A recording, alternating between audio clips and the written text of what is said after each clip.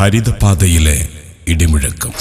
ജനാധിപത്യ രാജ്യത്തിൽ രാജ്യസുരക്ഷയും അഖണ്ഡതയും കാത്തുവയ്ക്കാൻ ഏറ്റവും കരുത്തുറ്റ പടയണി യുവതയാണെന്ന തിരിച്ചറിവിൽ നിന്നും പോരാട്ടപാതയിൽ മുന്നേറുമ്പോൾ മിതവാദവും പക്വതയും അതിലുപരി സഹജീവി സ്നേഹവും നേതൃത്വ അനുസരണയും അനിവാര്യമെന്ന് ബോധ്യപ്പെടുത്തി കേരളത്തിലെ ഏറ്റവും വലിയ യുവജന പ്രസ്ഥാനത്തെ നയിച്ചു മുന്നേറുന്ന യൗവന മുന്നേറ്റങ്ങളുടെ മാതൃകാ നായകൻ.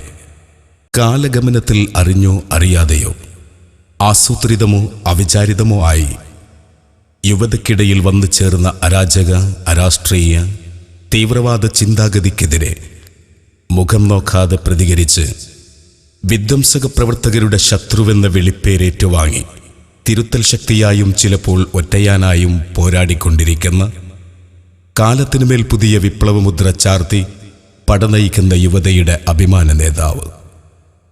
പാർലമെന്ററി രാഷ്ട്രീയത്തിൽ അധികാരമോഹമില്ലാതെ അനുസരണയുള്ള നേതാവായി വാണ് എതിർപ്പാളയങ്ങളിൽ അത് സ്വന്തം സമുദായമെങ്കിലും വിധ്വംസക പ്രവർത്തനങ്ങൾ കണ്ടാൽ ആദ്യം വാക്കുകൊണ്ടും പിന്നെ തൂലിക കൊണ്ടും പിന്നെ സംഘശക്തി കൊണ്ടും തിരുത്തൽ ശക്തിയായി നിലയുറപ്പിച്ച് ഏറെ വിരോധികളെ സൃഷ്ടിച്ച് എന്നാൽ അന്തസ്സും അഭിമാനവുമുള്ള രാഷ്ട്രീയ മുന്നേറ്റത്തിൻ്റെ അമരക്കാരനായി നിലയുറപ്പിച്ച് പോരാട്ട വഴിയിൽ വിശ്രമമില്ലാതെ മുന്നേറുന്ന ജനകീയ നായകൻ.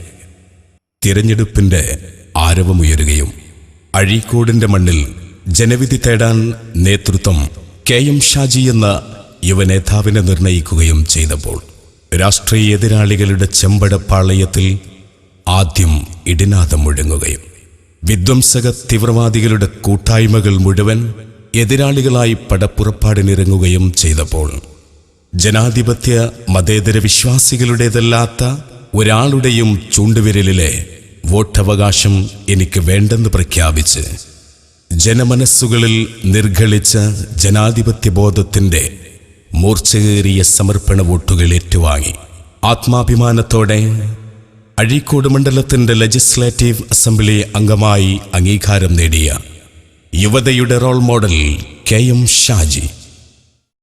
അൽഹംദുലില്ലാഹി റബ്ബിൽ ആലമീൻ അസ്സലാത്തു വസ്സലാമു അലാ റസൂലിൽ അമീൻ വഅലാ ആലിഹി വസഹബിഹി അജ്മഈൻ അമ്മാ ബഅദ്.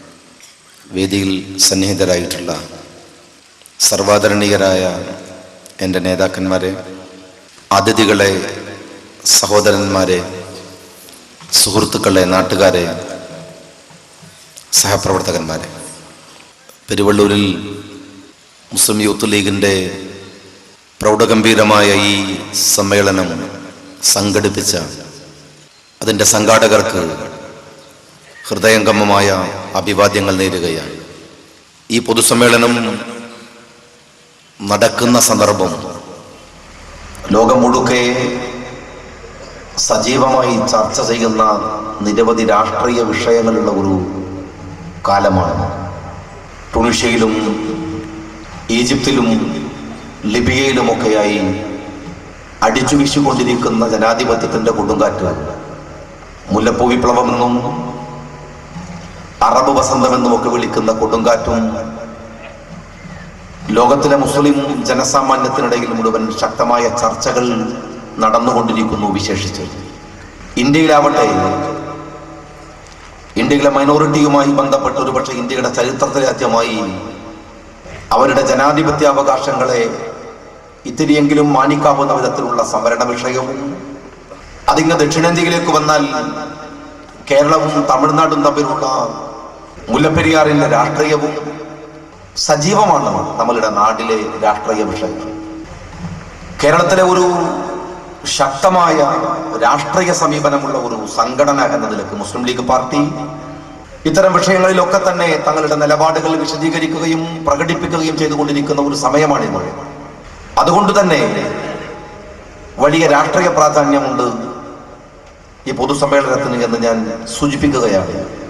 മുസ്ലിം ലീഗിനെ സംബന്ധിച്ചിടത്തോളം മുസ്ലിം ലീഗിന് വലിയ സന്തോഷവും ആഹ്ലാദവും ഉണ്ടാകുന്ന ഒരു കാലത്താണ് നമ്മൾ ജീവിക്കുന്നത്.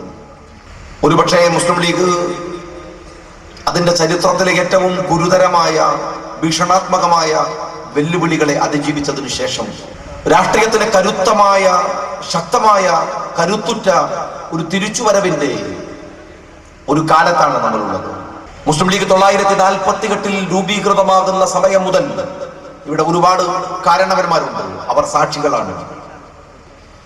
നിരവധി വെല്ലുവിളികൾ മുസ്ലിം ലീഗ് അഭിമുഖീകരിച്ചിട്ടുണ്ട്. മുസ്ലിം ലീഗിന്റെ അസ്തിത്വത്തെ ചോദ്യം ചെയ്തുകൊണ്ട് ലീഗ് ഉയർത്തുന്ന നിലപാടുകൾക്കകത്തിരുന്നു കൊണ്ട് തന്നെ, ലീഗ് പറയുന്ന മൗലികമായ വിഷയങ്ങളെ ഉയർത്തിപ്പിടിച്ചുകൊണ്ട് തന്നെ ലീഗിനെ എതിർത്തുകൊണ്ടിരുന്ന ഒരു കാലമുണ്ടായിരുന്നു. നിരവധി പോരാട്ടങ്ങൾ ലോകത്ത് നടന്നിട്ടുള്ള, ഇസ്ലാമിക മൂവ്മെന്റ് എന്ന തരത്തിൽ നടന്നിട്ടുള്ള സയ്യിദ് ഖുത്ബിന്റെയും അലി ശരീഅത്തിയുടെയും മൗലാന മൗദൂദിയുടെയും ഒക്കെ വീക്ഷണങ്ങളെ ഇന്ത്യയിലേക്ക് കൊണ്ടുവന്ന് ഇന്ത്യയുടെ ജനാധിപത്യ പ്രക്രിയയിൽ വിശ്വാസികളായ മുസ്ലിങ്ങൾ പങ്കാളികളാവുന്നത് ശരിയല്ല എന്നും അതിന് ചൂട്ടുപിടിക്കുന്ന തരത്തിലുള്ള ലീഗിന്റെ സമീപനങ്ങൾ അനിസ്ലാമികമാണെന്ന കാഴ്ചപ്പാടോടുകൂടെ വലിയ ഡിബേറ്റുകൾ നടന്നിരുന്നു 1948 മുതൽ. സിമിയുടെ പോരാട്ടം നമുക്കറിയാവുന്നതാണ്. കേരളത്തിലെ യൗവനത്തെ ത്രസിപ്പിച്ചിരുന്ന ഒരു കാലമുണ്ടായിരുന്നു സിമിയുടേത്. കേരളത്തിന്റെ അലിഗർ എന്ന് പറയാവുന്ന ഫറൂഖ് കോളേജിന്റെ ക്യാമ്പസുകൾ സിമി ത്രസിപ്പിച്ച കാലം അത്ര ദൂരെയൊന്നുമായിരുന്നില്ല. ഒരുപാട് സംഘടനകൾ മുസ്ലിം ലീഗിനെതിരെ വന്നു. മാർക്സിസ്റ്റ് പാർട്ടിയുടെ ഒത്താശയോടുകൂടി വന്നിട്ടുള്ള നിരവധി പുരോഗമന പേരു പറഞ്ഞ സംഘടനകൾ, പ്രോഗ്രസീവ് മുസ്ലിം ലീഗ് മാത്രമല്ല, നിരവധി സംഘടനകൾ, അതൊക്കെയും ഒരുപാട് പോരാട്ടങ്ങൾ നടത്തുകയും ആ പോരാട്ടങ്ങളിലേക്ക് ഒടുക്കം പരാജയപ്പെടുകയും ചെയ്തിട്ടുണ്ട്. എന്നാൽ കാലങ്ങളായി മുസ്ലിം ലീഗ് പാർട്ടിയെ തകർക്കാൻ പരിശ്രമിച്ചവർക്ക് ഒരു വലിയ കൊയ്ത്തുകാലം പോലെ, അവർക്ക് അനുകൂലമായ ഒരു സാഹചര്യം പോലെയാണ് 1990 മുതൽ ഉണ്ടായിരുന്ന രാഷ്ട്രീയ ഇന്ത്യയുടെ സാഹചര്യത്തിൽ അവർ ഉയർത്തെഴുന്നേറ്റത്. 90കളുടെ പ്രത്യേകത എന്താണെന്ന് നമുക്കറിയാം. ബാബരി മസ്ജിദ് ഇന്ത്യയുടെ രാഷ്ട്രീയത്തിൽ ഗൗരവപ്പെട്ട ചർച്ചയിലേക്ക് വന്നത് അന്നാണ്. ബാബരി മസ്ജിദിന്റെ വിഷയം ഇന്ത്യയുടെ മുമ്പിലേക്ക് വന്നപ്പോ, നൂറ്റാണ്ടുകൾ മുസ്ലിങ്ങൾ ആരാധിച്ച അള്ളാഹുവിന്റെ ഭവനം പ്രഥമ കേന്ദ്രമായി ഒരു ചർച്ച ഇന്ത്യയിൽ രൂപപ്പെട്ടു വന്നപ്പോ, മറുഭാഗത്ത് ഒരു വലിയ സംശയത്തിന്റെ നിലയിൽ നിർത്താൻ മുസ്ലിം ലീഗിനെ നിർത്താനുള്ള ശ്രമമുണ്ടായി. CH മുഹമ്മദ് കോയ സാഹിബ് കേരളത്തിന്റെ നിയമസഭയിൽ ബിസ്മില്ലാഹിർ റഹ്മാനിർ റഹീം എന്ന് ചൊല്ലി സത്യപ്രതിജ്ഞ ചൊല്ലി ആദ്യത്തെ നിയമസഭാ പ്രസംഗത്തിൽ CH പറയുന്നത്, നിങ്ങൾ ദയവ് ചെയ്ത് ഈ ഗവൺമെന്റ് ഞങ്ങൾക്ക് പള്ളികൾ ഉണ്ടാക്കാനുള്ള ബുദ്ധിമുട്ടുകളെ ഒഴിച്ചു നിർത്തണം, ഒഴിവാക്കി തരണം. ഇന്നത്തെ പോലെ ഒരു അറബി വന്നാൽ, പണമുണ്ടായാൽ പള്ളി ഉണ്ടാക്കാൻ കഴിയുന്ന കാലമല്ല അന്ന്. പണമുണ്ടായാൽ, സൗകര്യമുണ്ടായാൽ പറ്റില്ലായിരുന്നു, നിയമത്തിന്റെ തടസ്സങ്ങൾ ഉണ്ടായിരുന്നു. CHന്റെ അപേക്ഷയോടുകൂടിയാണ് കേരള നിയമസഭയിൽ CH ഈ അപേക്ഷ വെച്ചുകൊണ്ടാണ് തന്റെ പ്രസംഗം ആരംഭിക്കുന്നത്, പള്ളി ഉണ്ടാക്കാൻ. ലീഗിന്റെ അടിസ്ഥാനപരമായ ലക്ഷ്യം എന്താണ്? നല്ല മുസ്ലിം ആവുക, നല്ല ഇന്ത്യക്കാരനാവുക, ഒരു മുസ്ലിമിന്റെ മൗലികതയെ ഉയർത്തിപ്പിടിച്ചുകൊണ്ട് ജീവിക്കുക, ഒരു മുസ്ലിമിന്റെ ജനാധിപത്യ ബോധത്തെ ഉയർത്തിപ്പിടിച്ചുകൊണ്ട് ജീവിക്കുക, ഈ രാജ്യത്തിലെ ഒരു നല്ല പൗരനാകുന്നതിന്റെ കൂടെ നല്ല മുസ്ലിം ആവുക, അവന്റെ മുഴുവൻ ഇസ്ലാമികമായിട്ടുള്ള ചര്യകളും പാലിക്കാൻ കഴിയുന്ന വിധത്തിൽ ജീവിക്കാനുള്ള സാഹചര്യം ഉണ്ടാവുക. അതാണ് മുസ്ലിം ലീഗ് എന്ന പാർട്ടിയുടെ അടിസ്ഥാനപരമായ ലക്ഷ്യം. അതുകൊണ്ട് ബാബരി മസ്ജിദിന്റെ വിഷയം ഉണ്ടായപ്പോ സ്വാഭാവികമായി മുസ്ലിം ലീഗിനോട് ചോദ്യമുണ്ടായി, ബാബരി മസ്ജിദ് എന്താണ് നിങ്ങളുടെ നിലപാട്? അതൊരു വലിയ ചർച്ചയായി വന്നു. മുസ്ലിം ലീഗിനെ പ്രതിക്കൂട്ടിൽ നിർത്താൻ പലരും ആസൂത്രിതമായി പരിശ്രമിച്ചു. പതിറ്റാണ്ടുകൾ മുസ്ലിം ലീഗിനെതിരെ വലിയ സമരങ്ങൾ നടത്തിയ ജമാഅത്തെ ഇസ്ലാമി അതിശക്തമായി വരുന്നത് ബാബരി മസ്ജിദിന്റെ പശ്ചാത്തലത്തിലാണ്. വീണ്ടും പൊതുസമൂഹത്തോട് സംവദിക്കുന്നതിന് വേണ്ടി മാധ്യമം എന്ന പത്രം തുടങ്ങുന്നത് 90ലാണ്. 20 കൊല്ലത്തിലെ മാധ്യമത്തിന്റെ ചരിത്ര വിദ്യാർത്ഥികൾ പരിശോധിക്കേണ്ടതുണ്ട്. എന്താണ് കമ്മ്യൂണിറ്റിക്കകത്ത് അവർ ചെയ്തു വെച്ചത് എന്നത് അന്വേഷിക്കണമെങ്കിൽ 90 മുതൽ തുടങ്ങിയിട്ടുള്ള വിഷലിപ്തമായ മാധ്യമത്തിന്റെ ഒരു ചരിത്രമുണ്ട്. അതിന്റെ പിറകിൽ ജമാഅത്തെ ഇസ്ലാമിയാണ്. 90ലാണ് മാധ്യമം ഉണ്ടാകുന്നത്, ജമാഅത്ത് അവരുടെ പോരാട്ടം ആരംഭിക്കുന്നത്. 90കളിലാണ് ബാബരി മസ്ജിദിനെ മുന്നിൽ നിർത്തിക്കൊണ്ട് വലിയ പ്രക്ഷോഭങ്ങളുമായി അബ്ദുൽ നാസർ മദനി ഇറങ്ങി പുറപ്പെടുന്നത്. കാസർഗോഡ് മുതൽ തിരുവനന്തപുരം വരെ കാട്ടിപ്പൂച്ചയും കാട്ടിപ്പോത്തൊക്കെ അബ്ദുൽ നാസർ മദനിയുടെ ഒരു പടയോട്ടമുണ്ട്. മറക്കാനാവില്ല മലയാളി. ഉമാ ഭാരതി എന്ന മുട്ടയടിച്ച പട്ടീന്നൊക്കെ വിളിച്ചിട്ട് ഒരു തെറിപ്പാട്ടുകളുടെ ഒരു പ്രസംഗവുമായി ചെറുപ്പക്കാരന്റെ സിരകളെ ത്രസിപ്പിച്ചുകൊണ്ടുള്ള ഒരു യാത്രയുണ്ടായിരുന്നു. 90കളിലാണ്. 1993 കോഴിക്കോട്ടെ മുതലക്കുളം മൈതാനിയിൽ NDFI രൂപീകരിച്ച സംഘടന 90കൾ മുതലേ പ്രവർത്തനം ആരംഭിച്ചു. മലപ്പുറത്ത് മൈമയായി, കോഴിക്കോട് കൈമയായി, വയനാട്ടിൽ വൈമയായി, പാലക്കാട് പൈമയായി. സിമി അവന്റെ പുതിയ ക്യാമ്പുകൾ കേരളത്തിന്റെ മാറിൽ വിരിയിച്ചുകൊണ്ട് സിമിയുടെ തിരിച്ചുവരവ് ഉണ്ടാകുന്നത് 90കളിലാണ്. മുസ്ലിം ലീഗ് പാർട്ടിയെ സംബന്ധിച്ചിടത്തോളം ഇതൊന്നും എതിർക്കാൻ പ്രയാസമുള്ള വിഷയങ്ങളായിരുന്നില്ല. ഈ എതിർപ്പുകളെല്ലാം കൂടെ ലീഗ് പാർട്ടിയെ കേന്ദ്രീകരിച്ചു വരുമ്പോ ഒരു വല്ലാത്ത ഷോക്ക് മുസ്ലിം ലീഗ് പാർട്ടിക്കുണ്ടായി. അതെന്തായിരുന്നു? അഭിമന്യനായ ഇബ്രാഹിം സുലൈമാൻ സാഹിബിന്റെ സമീപനം. തലയിൽ വെച്ചാൽ പേനടിക്കുമെന്ന് ഭയന്ന്, താഴെ വെച്ചാൽ ഉറുമ്പരിക്കുമെന്ന് പേടിച്ച് മനസ്സിന്റെ മാണിക്യ കൊട്ടാരങ്ങളിൽ മുസ്ലിങ്ങൾ കൊണ്ടു നടന്ന സെട്ടു സാഹിബ് മുസ്ലിം ലീഗ് പാർട്ടിയുടെ നിലപാടുകളിൽ പ്രതിഷേധിച്ചുകൊണ്ട് പോരാ, പാണക്കാട് തങ്ങളുടെ പ്രതിഷേധത്തിന്റെ ശബ്ദം എന്ന് പറഞ്ഞുകൊണ്ട് പുറത്തു പോവുകയാണ്. അത് മുസ്ലിം ലീഗിന് ഒരു വല്ലാത്ത ഒരു പ്രയാസമുണ്ടാക്കി. ചെറുപ്പക്കാർ മുസ്ലിം ലീഗ് വിട്ടുപോയില്ല. അർദ്ധചന്ദ്ര താരാങ്കിതമായ ഈ ഹരിത പതാക വിടാൻ അവർക്ക് മടിയായിരുന്നു. അതുകൊണ്ട് അവർ ലീഗ് വിട്ടില്ല. പക്ഷെ അവരുടെ മനസ്സ് സെട്ടു സാഹിബിന്റെ കൂടെയായിരുന്നു. മുസ്ലിം യൂത്ത് ലീഗിന്റെ ഒരു പ്രവർത്തകൻ എന്ന നിലയ്ക്ക് എനിക്കറിയാം, അന്ന് പാർട്ടിയുടെ പരിപാടികൾ സംഘടിപ്പിക്കാൻ ശ്രമിക്കുമ്പോ വരില്ലായിരുന്നു ചെറുപ്പക്കാർ. ഞങ്ങൾ ലീഗാണ്, പക്ഷെ ഇല്ല. ഒരു വല്ലാത്ത കാലം മുസ്ലിം ലീഗ് ഒരു വല്ലാത്ത പ്രതിസന്ധിയുടെ മുൾമുനയിൽ നിൽക്കുന്ന കാലം. ഒരു അനാമത്ത് മുതൽ പോലെ തന്റെ കൈവെള്ളയിൽ കിട്ടിയ ഇന്ത്യൻ യൂണിയൻ മുസ്ലിം ലീഗ് എന്ന പ്രസ്ഥാനത്തെ ആ കാലത്ത് നയിക്കേണ്ടി വന്ന മഹാനായ പാണക്കാട് സയ്യിദ് മുഹമ്മദ് അലി ശിഹാബ് തങ്ങൾ, സട്ടു സാഹിബിന്റെയും ശിഹാബ് തങ്ങളുടെയും ഒക്കെ പരലോക ജീവിതം അല്ലാഹു സുഖപ്രദമാക്കി കൊടുക്കുമാറാവട്ടെ. ഒരു വല്ലാത്ത കാലമായിരുന്നു. സട്ടു സാഹിബ് അഭിമന്യനായ ശിഹാബ് തങ്ങൾ അതിജയിച്ച ആ ഒരു കാലമുണ്ടല്ലോ, ഓർക്കണം നിങ്ങൾ. മുസ്ലിം ലീഗിന്റെ പ്രസംഗകന്മാർ, ഞങ്ങളെപ്പോലെയുള്ള മുസ്ലിം ലീഗിന്റെ പ്രചാരകന്മാർ ഇത്തിരി അഹങ്കാരത്തോടു കൂടി ഒരു കാര്യം പറയുമായിരുന്നു. എന്താ അത്? പാർലമെന്റ് പിരിച്ചുവിടുമ്പോ, ഇന്ത്യയുടെ പാർലമെന്റ് പിരിച്ചുവിടുമ്പോ ആ പാർലമെന്റിലെ 2 സീറ്റിൽ ടവലിട്ട് പിടിക്കാൻ കഴിയുന്ന പാർട്ടിയാണ് ലീഗ്. മഞ്ചേരിയും പൊന്നാനിയും ഞങ്ങളുടെ ഒരു അഹങ്കാരമായിരുന്നു. ഞങ്ങൾ പറയുമായിരുന്നു, പാർലമെന്റ് പിരിച്ചുവിട്ടാൽ തിരിച്ചു വരുമെന്ന് പറഞ്ഞ് ഉറപ്പിച്ചു പിടിക്കാവുന്ന 2 സീറ്റ് മഞ്ചേരി. മുസ്ലിം ലീഗിന്റെ സ്വകാര്യമായ അഹങ്കാരത്തിന് തിരിച്ചടിയേറ്റു. മഞ്ചേരിയിൽ മുസ്ലിം ലീഗ് തോറ്റുപോയി. വയനാട് ജില്ലയിലെ മേപ്പാടിയിൽ ഒരുപാട് ആളുകൾ ഇവിടെ ഉണ്ട്, കച്ചവടം ചെയ്യുന്നവർ. മേപ്പാടിയിൽ, ഈ നാട്ടിൽ മേപ്പാടിയിലെ കൽബാരാക്ക എന്ന് പറയുന്ന ലീഗുകാരനെ അറിയാം ഇവിടെയുള്ള ആളുകൾ. ആ വൃദ്ധനായ മനുഷ്യൻ മഞ്ചേരിയിൽ തോറ്റു എന്ന വാർത്ത കേൾക്കുമ്പോ തലകറങ്ങി അങ്ങാടിയിൽ വീണ് കൈമുട്ട് പൊട്ടുകയാണ്. എത്ര പേരാണ് നട്ടപ്പാതിരക്ക് തലയിണയിൽ മുഖം അമർത്തി ആരും കാണാതെ കരഞ്ഞു തീർത്തത്? തോറ്റുപോയി മുസ്ലിം ലീഗ് മഞ്ചേരിയിൽ. സഹിക്കാനാവാത്ത പരാജയം, പരാജയത്തിന്റെ കൈക്കുന്നിൽ അനുഭവിക്കുകയായിരുന്നു ലീഗ്. പക്ഷെ അപ്പോഴും ഈ പരാജയം മുസ്ലിം ലീഗിന്റെ പുറത്തു വന്ന് വീണ്ടും വരും അക്ഷോഭ്യനായി. തന്റെ പുഞ്ചിരി മാറാതെ ഒരു മനുഷ്യൻ പാണക്കാട്ടുണ്ടായിരുന്നു. പാണക്കാട് സയ്യിദ് മുഹമ്മദ് അലി ശിഹാബ് തങ്ങൾ പറഞ്ഞു, തോൽക്കട്ടെ, പരാജയപ്പെടട്ടെ. കേരളത്തിലെ അവസാനത്തെ പഞ്ചായത്ത് മെമ്പർ, മുസ്ലിം ലീഗിന്റെ പഞ്ചായത്ത് മെമ്പർ കേരളക്കരയിൽ നിന്ന് തോറ്റുപോയാലും ഈ പച്ച പതാക ഒരു തീവ്രവാദ പ്രസ്ഥാനത്തിന്റെ അടുക്കളയിലും പണയം വെക്കില്ല ലീഗ് എന്ന് തീരുമാനിച്ചു തങ്ങൾ. ആ തീരുമാനത്തിന്റെ വിലയാണ് 20 MLA-മാരായി കേരളത്തിന്റെ നിയമസഭയിൽ ഇന്നിരിക്കുന്നത്. ആ തീരുമാനത്തിന്റെ വില, അദ്ദേഹം എടുത്ത സുചിന്തിതമായ തീരുമാനത്തിന്റെ വില. പലർക്കും അസൂയയുണ്ടല്ലോ ലീഗിന് 20 പേർ, ചിലർക്ക് അത്ഭുതമുണ്ടല്ലോ ലീഗിന് 20 പേർ. നമ്മൾ പറയുന്നുണ്ടല്ലോ 20 പേരെ കിട്ടി, പക്ഷെ യൂത്ത് ലീഗുകാർ. നിങ്ങൾ ആലോചിക്കണം, എങ്ങനെയാണ് 20 പേരുണ്ടാവുന്നത്? ഏത് പ്രതിസന്ധിയിൽ നിന്നാണ് അത് ഉണ്ടാവുന്നത്? ഏത് പാറപ്പുറത്താണ് മുസ്ലിം ലീഗ് ഈ പൂക്കള വിരയിച്ചത്? അന്വേഷിച്ചിട്ടുണ്ടോ? 20 പേർ എന്ന് പറയുന്നതിൽ മുസ്ലിം ലീഗിന് ഒരു അഹങ്കാരമില്ല. ഞാൻ എപ്പോഴും പറഞ്ഞിട്ടുണ്ട്, 20 പേർ ആ സംഖ്യയിൽ ഞങ്ങൾക്ക് അഹങ്കാരമില്ല. പക്ഷെ ഞങ്ങൾക്കൊരു അഹങ്കാരമുണ്ട്. അതെന്താണെന്നറിയുമോ? 20 പേരുടെ പെട്ടിയിലും രാജ്യത്തിലെ ഒരു വൃത്തികെട്ടവന്റെയും ഒരു തീവ്രവാദിയുടെയും ഒരൊറ്റ വോട്ടിന്റെ അംശമില്ലാതെയാണ്, രാജ്യത്തിലെ ജനാധിപത്യ ചേരികളുടെ വോട്ടിന്റെ പിൻബലത്തോടെയാണ് 20 പേർ കേരളത്തിന്റെ നിയമസഭയിൽ ഇരിക്കുന്നത്. തിരഞ്ഞെടുപ്പിന്റെ 4 ദിവസം മുമ്പാണ് ജമാഅത്തെ ഇസ്ലാമിയുടെ ക്ഷണം ലീഗ് നേതാക്കന്മാരോട്. ഞങ്ങൾ എവിടുക്കാ വരേണ്ടത്? ഒപ്പുവെക്കാൻ.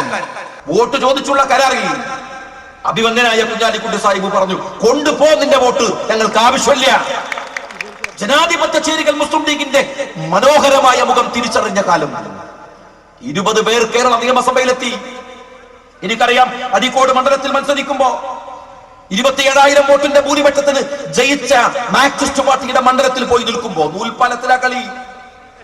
നൂൽപ്പാലത്തിലാണ് അവസാനം പ്രഖ്യാപിക്കുന്ന സമയം വരെ ജയിക്കാത്ത മണ്ഡലത്തിൽ. പക്ഷെ അവസാനത്തെ നിമിഷത്തിൽ തീവ്രവാദികളുടെ വോട്ടുകൾ വേണ്ടെന്ന് പറഞ്ഞുകൊണ്ട് തന്നെ നിന്നു. അത് ലീഗിന്റെ നിലപാടാണ്, ലീഗ് പാർട്ടിയുടെ നിലപാടാണ്. ഞാൻ ഇപ്പോഴും ഓർക്കുന്നു, 8600 വോട്ടിന് പിറകിൽ നിൽക്കുമ്പോ എന്റെ അടുത്തുണ്ടായിരുന്ന പ്രകാശൻ മാസ്റ്റർ എന്ന് പറയുന്ന എന്റെ എതിരാളിക്ക് CPM-കാർ കൊണ്ടുവന്ന് മാലയിട്ടു. ഞാൻ എടുത്തിരിക്കുകയുണ്ട് 8600 വോട്ട് മാലയിട്ടപ്പോ അത് കഴിഞ്ഞപ്പോ തൊട്ടടുത്തുണ്ടായിരുന്ന NDF-ന്റെ സ്ഥാനാർത്ഥി വന്നിട്ട് പ്രകാശൻ മാസ്റ്റർ കൈ കൊടുക്കുകയാണ്. എന്നിട്ട് പറഞ്ഞു, ഞങ്ങൾ ഒരുപാട് പണിപ്പെട്ടിട്ടുണ്ട് സഖാബിന് അറിയാലോ, ഇന്ന് സുബൈ നിസ്കരിച്ചിട്ട് പോലും ഞാൻ പ്രാർത്ഥിച്ചിട്ടുണ്ട് നിങ്ങൾ ജയിക്കാൻ വേണ്ടിയിട്ട്. അത് പറഞ്ഞു തീർന്നിട്ടില്ല. അപ്പോഴാണ് UDF-ന്റെ സ്ഥാനാർത്ഥിയായി ഞാൻ ജയിച്ചു എന്ന് പ്രഖ്യാപിക്കേണ്ടത്. അവന്റെ സുബയും അവന്റെ പ്രാർത്ഥനയും ഊക്കിൽ കപ്പട മനസ്സിലായത്. ഞാൻ ചോദിക്കണത് എന്റെ കാര്യം അതിലല്ല, CPM-കാരോട് ഞാൻ പറയട്ടെ. പ്രകാശൻ മാഷിന്റെ മറുപടി ഉണ്ട്, എല്ലാം എനിക്കറിയാം, നന്ദിയുണ്ട്. എന്റെ CPM-കാര് എന്തിനാണിത്? 4 വോട്ടുകൾക്ക് വേണ്ടിയിട്ട് MLA എന്നും MP എന്നൊക്കെ പറയുന്ന പദം അല്ലെങ്കിൽ ആ സ്ഥാനം എന്ന് പറയുന്നത് ഒരു മഹാസംഭവമല്ല. ഒരു MLA ആവാൻ, ഒരു MP ആവാൻ അവനവന്റെ വ്യക്തിത്വം കൊണ്ടുപോയിട്ട് ഇത്തരം ഫ്രോഡുകളുടെ മടിയിൽ പണയം വെച്ച് ജയിക്കുന്നതിനേക്കാൾ നല്ലത് തോറ്റു നിൽക്കുന്നതല്ലേ? കമ്മ്യൂണിസ്റ്റ് പാർട്ടിയെ പോലെ ഒരു പാർട്ടി. മെനഞ്ഞാന്ന് കൂത്തുപറമ്പിൽ കോടിയേരിയുടെ പ്രസംഗമുണ്ട്. എന്താ കോടിയേരി പറഞ്ഞത്? മുസ്ലിം ലീഗ് അധികാരത്തിലെത്തുമ്പോ തീവ്രവാദികളും അധികാരത്തിന്റെ തണലിലേക്ക് വരുന്നു. പറയാൻ അർഹതയുണ്ടോ കോടിയേരിക്ക്? മാർക്സിസ്റ്റ് പാർട്ടിക്കാരന് അർഹതയുണ്ടോ? കഴിഞ്ഞതിന് മുമ്പുള്ള തെരഞ്ഞെടുപ്പിൽ കോടിയേരി മത്സരിച്ചു ജയിക്കാൻ NDF-കാരനെ പരസ്യമായി കൂട്ടുപിടിച്ചു. നമുക്കറിയാം, തേജസ് പത്രത്തിൽ കോടിയേരിയുടെ ഒരു മുഴുനീള ചിത്രം വന്നത് അറിയാം. നമുക്ക് എത്രയോ ചർച്ച ചെയ്യപ്പെട്ടതാണ്. 5 കൊല്ലക്കാലം ഇവിടുത്തെ ആഭ്യന്തര വകുപ്പിന്റെ തണലിൽ വളർന്നത് NDF ആണ്. CPM-കാരുടെ ഭരണകാലത്താണ് കാശ്മീരിന്റെ തെരുവിൽ പോയി ഇന്ത്യയോട് പടവെട്ടി ഈ നാട്ടിലെ കുട്ടികളെ ഭരിക്കുന്നത് കണ്ണൂരുകാർ. മനസ്സിലാക്കണം, CPM-കാർ. നസീർ എന്ന് പറയുന്ന തീവ്രവാദിയെ നിങ്ങളുടെ കാലത്താണ് തീവ്രവാദ പ്രവർത്തനങ്ങൾ ആക്കം കൂട്ടിയത്. അബ്ദുൽ നാസർ മദനിയെ കൊട്ടും കുരവയുമായി ആദരിച്ചത് നിങ്ങളുടെ കാലത്താണ്. ഞങ്ങൾ എവിടെയാ തീവ്രവാദികളെ സഹായിച്ചത്? ഞങ്ങൾ എവിടെയാ തീവ്രവാദികളുടെ കൂടെ നിന്നത്? ഏതു കാലത്താണ്, ഏതു സമയത്താണ് പറയാൻ സാധിക്കുമോ? മുസ്ലിം ലീഗ് പാർട്ടി 10-65 കൊല്ലത്തോളമായി പ്രവർത്തിക്കാൻ തുടങ്ങിയിട്ട്, 10-63 കൊല്ലക്കാലമായി ലീഗ് രാഷ്ട്രീയ പാർട്ടി പ്രവർത്തിക്കാൻ തുടങ്ങിയിട്ട് ഇന്നലെയല്ലേ ഒളിക്യാമറയൊക്കെ വരാൻ തുടങ്ങിയത്? അതിനു മുമ്പോ ടേപ്പ് റെക്കോർഡർ കണ്ടുപിടിച്ചിട്ട് കാലം കുറെ ആയല്ലോ. ഏതെല്ലാം മീറ്റിങ്ങുകൾ ഇതുപോലെ ഒരു പബ്ലിക് യോഗമാണോ ലീഗ് സംഘടിപ്പിക്കാറ്? നിങ്ങളുടെ വള്ളിക്കുന്ന് പഞ്ചായത്തിന്റെ മുസ്ലിം യൂത്ത് ലീഗിന്റെ യോഗം നടക്കുന്നത് നട്ടപ്പാതിരക്കല്ലേ ക്യാമ്പുകൾ നടക്കുന്നത്? ആ ക്യാമ്പിൽ പ്രസംഗിക്കാൻ എഴുന്നേക്കുന്നത് രാത്രി 2 മണിക്ക് 3 മണിക്ക് യൂത്ത് ലീഗ് നേതാക്കന്മാർ.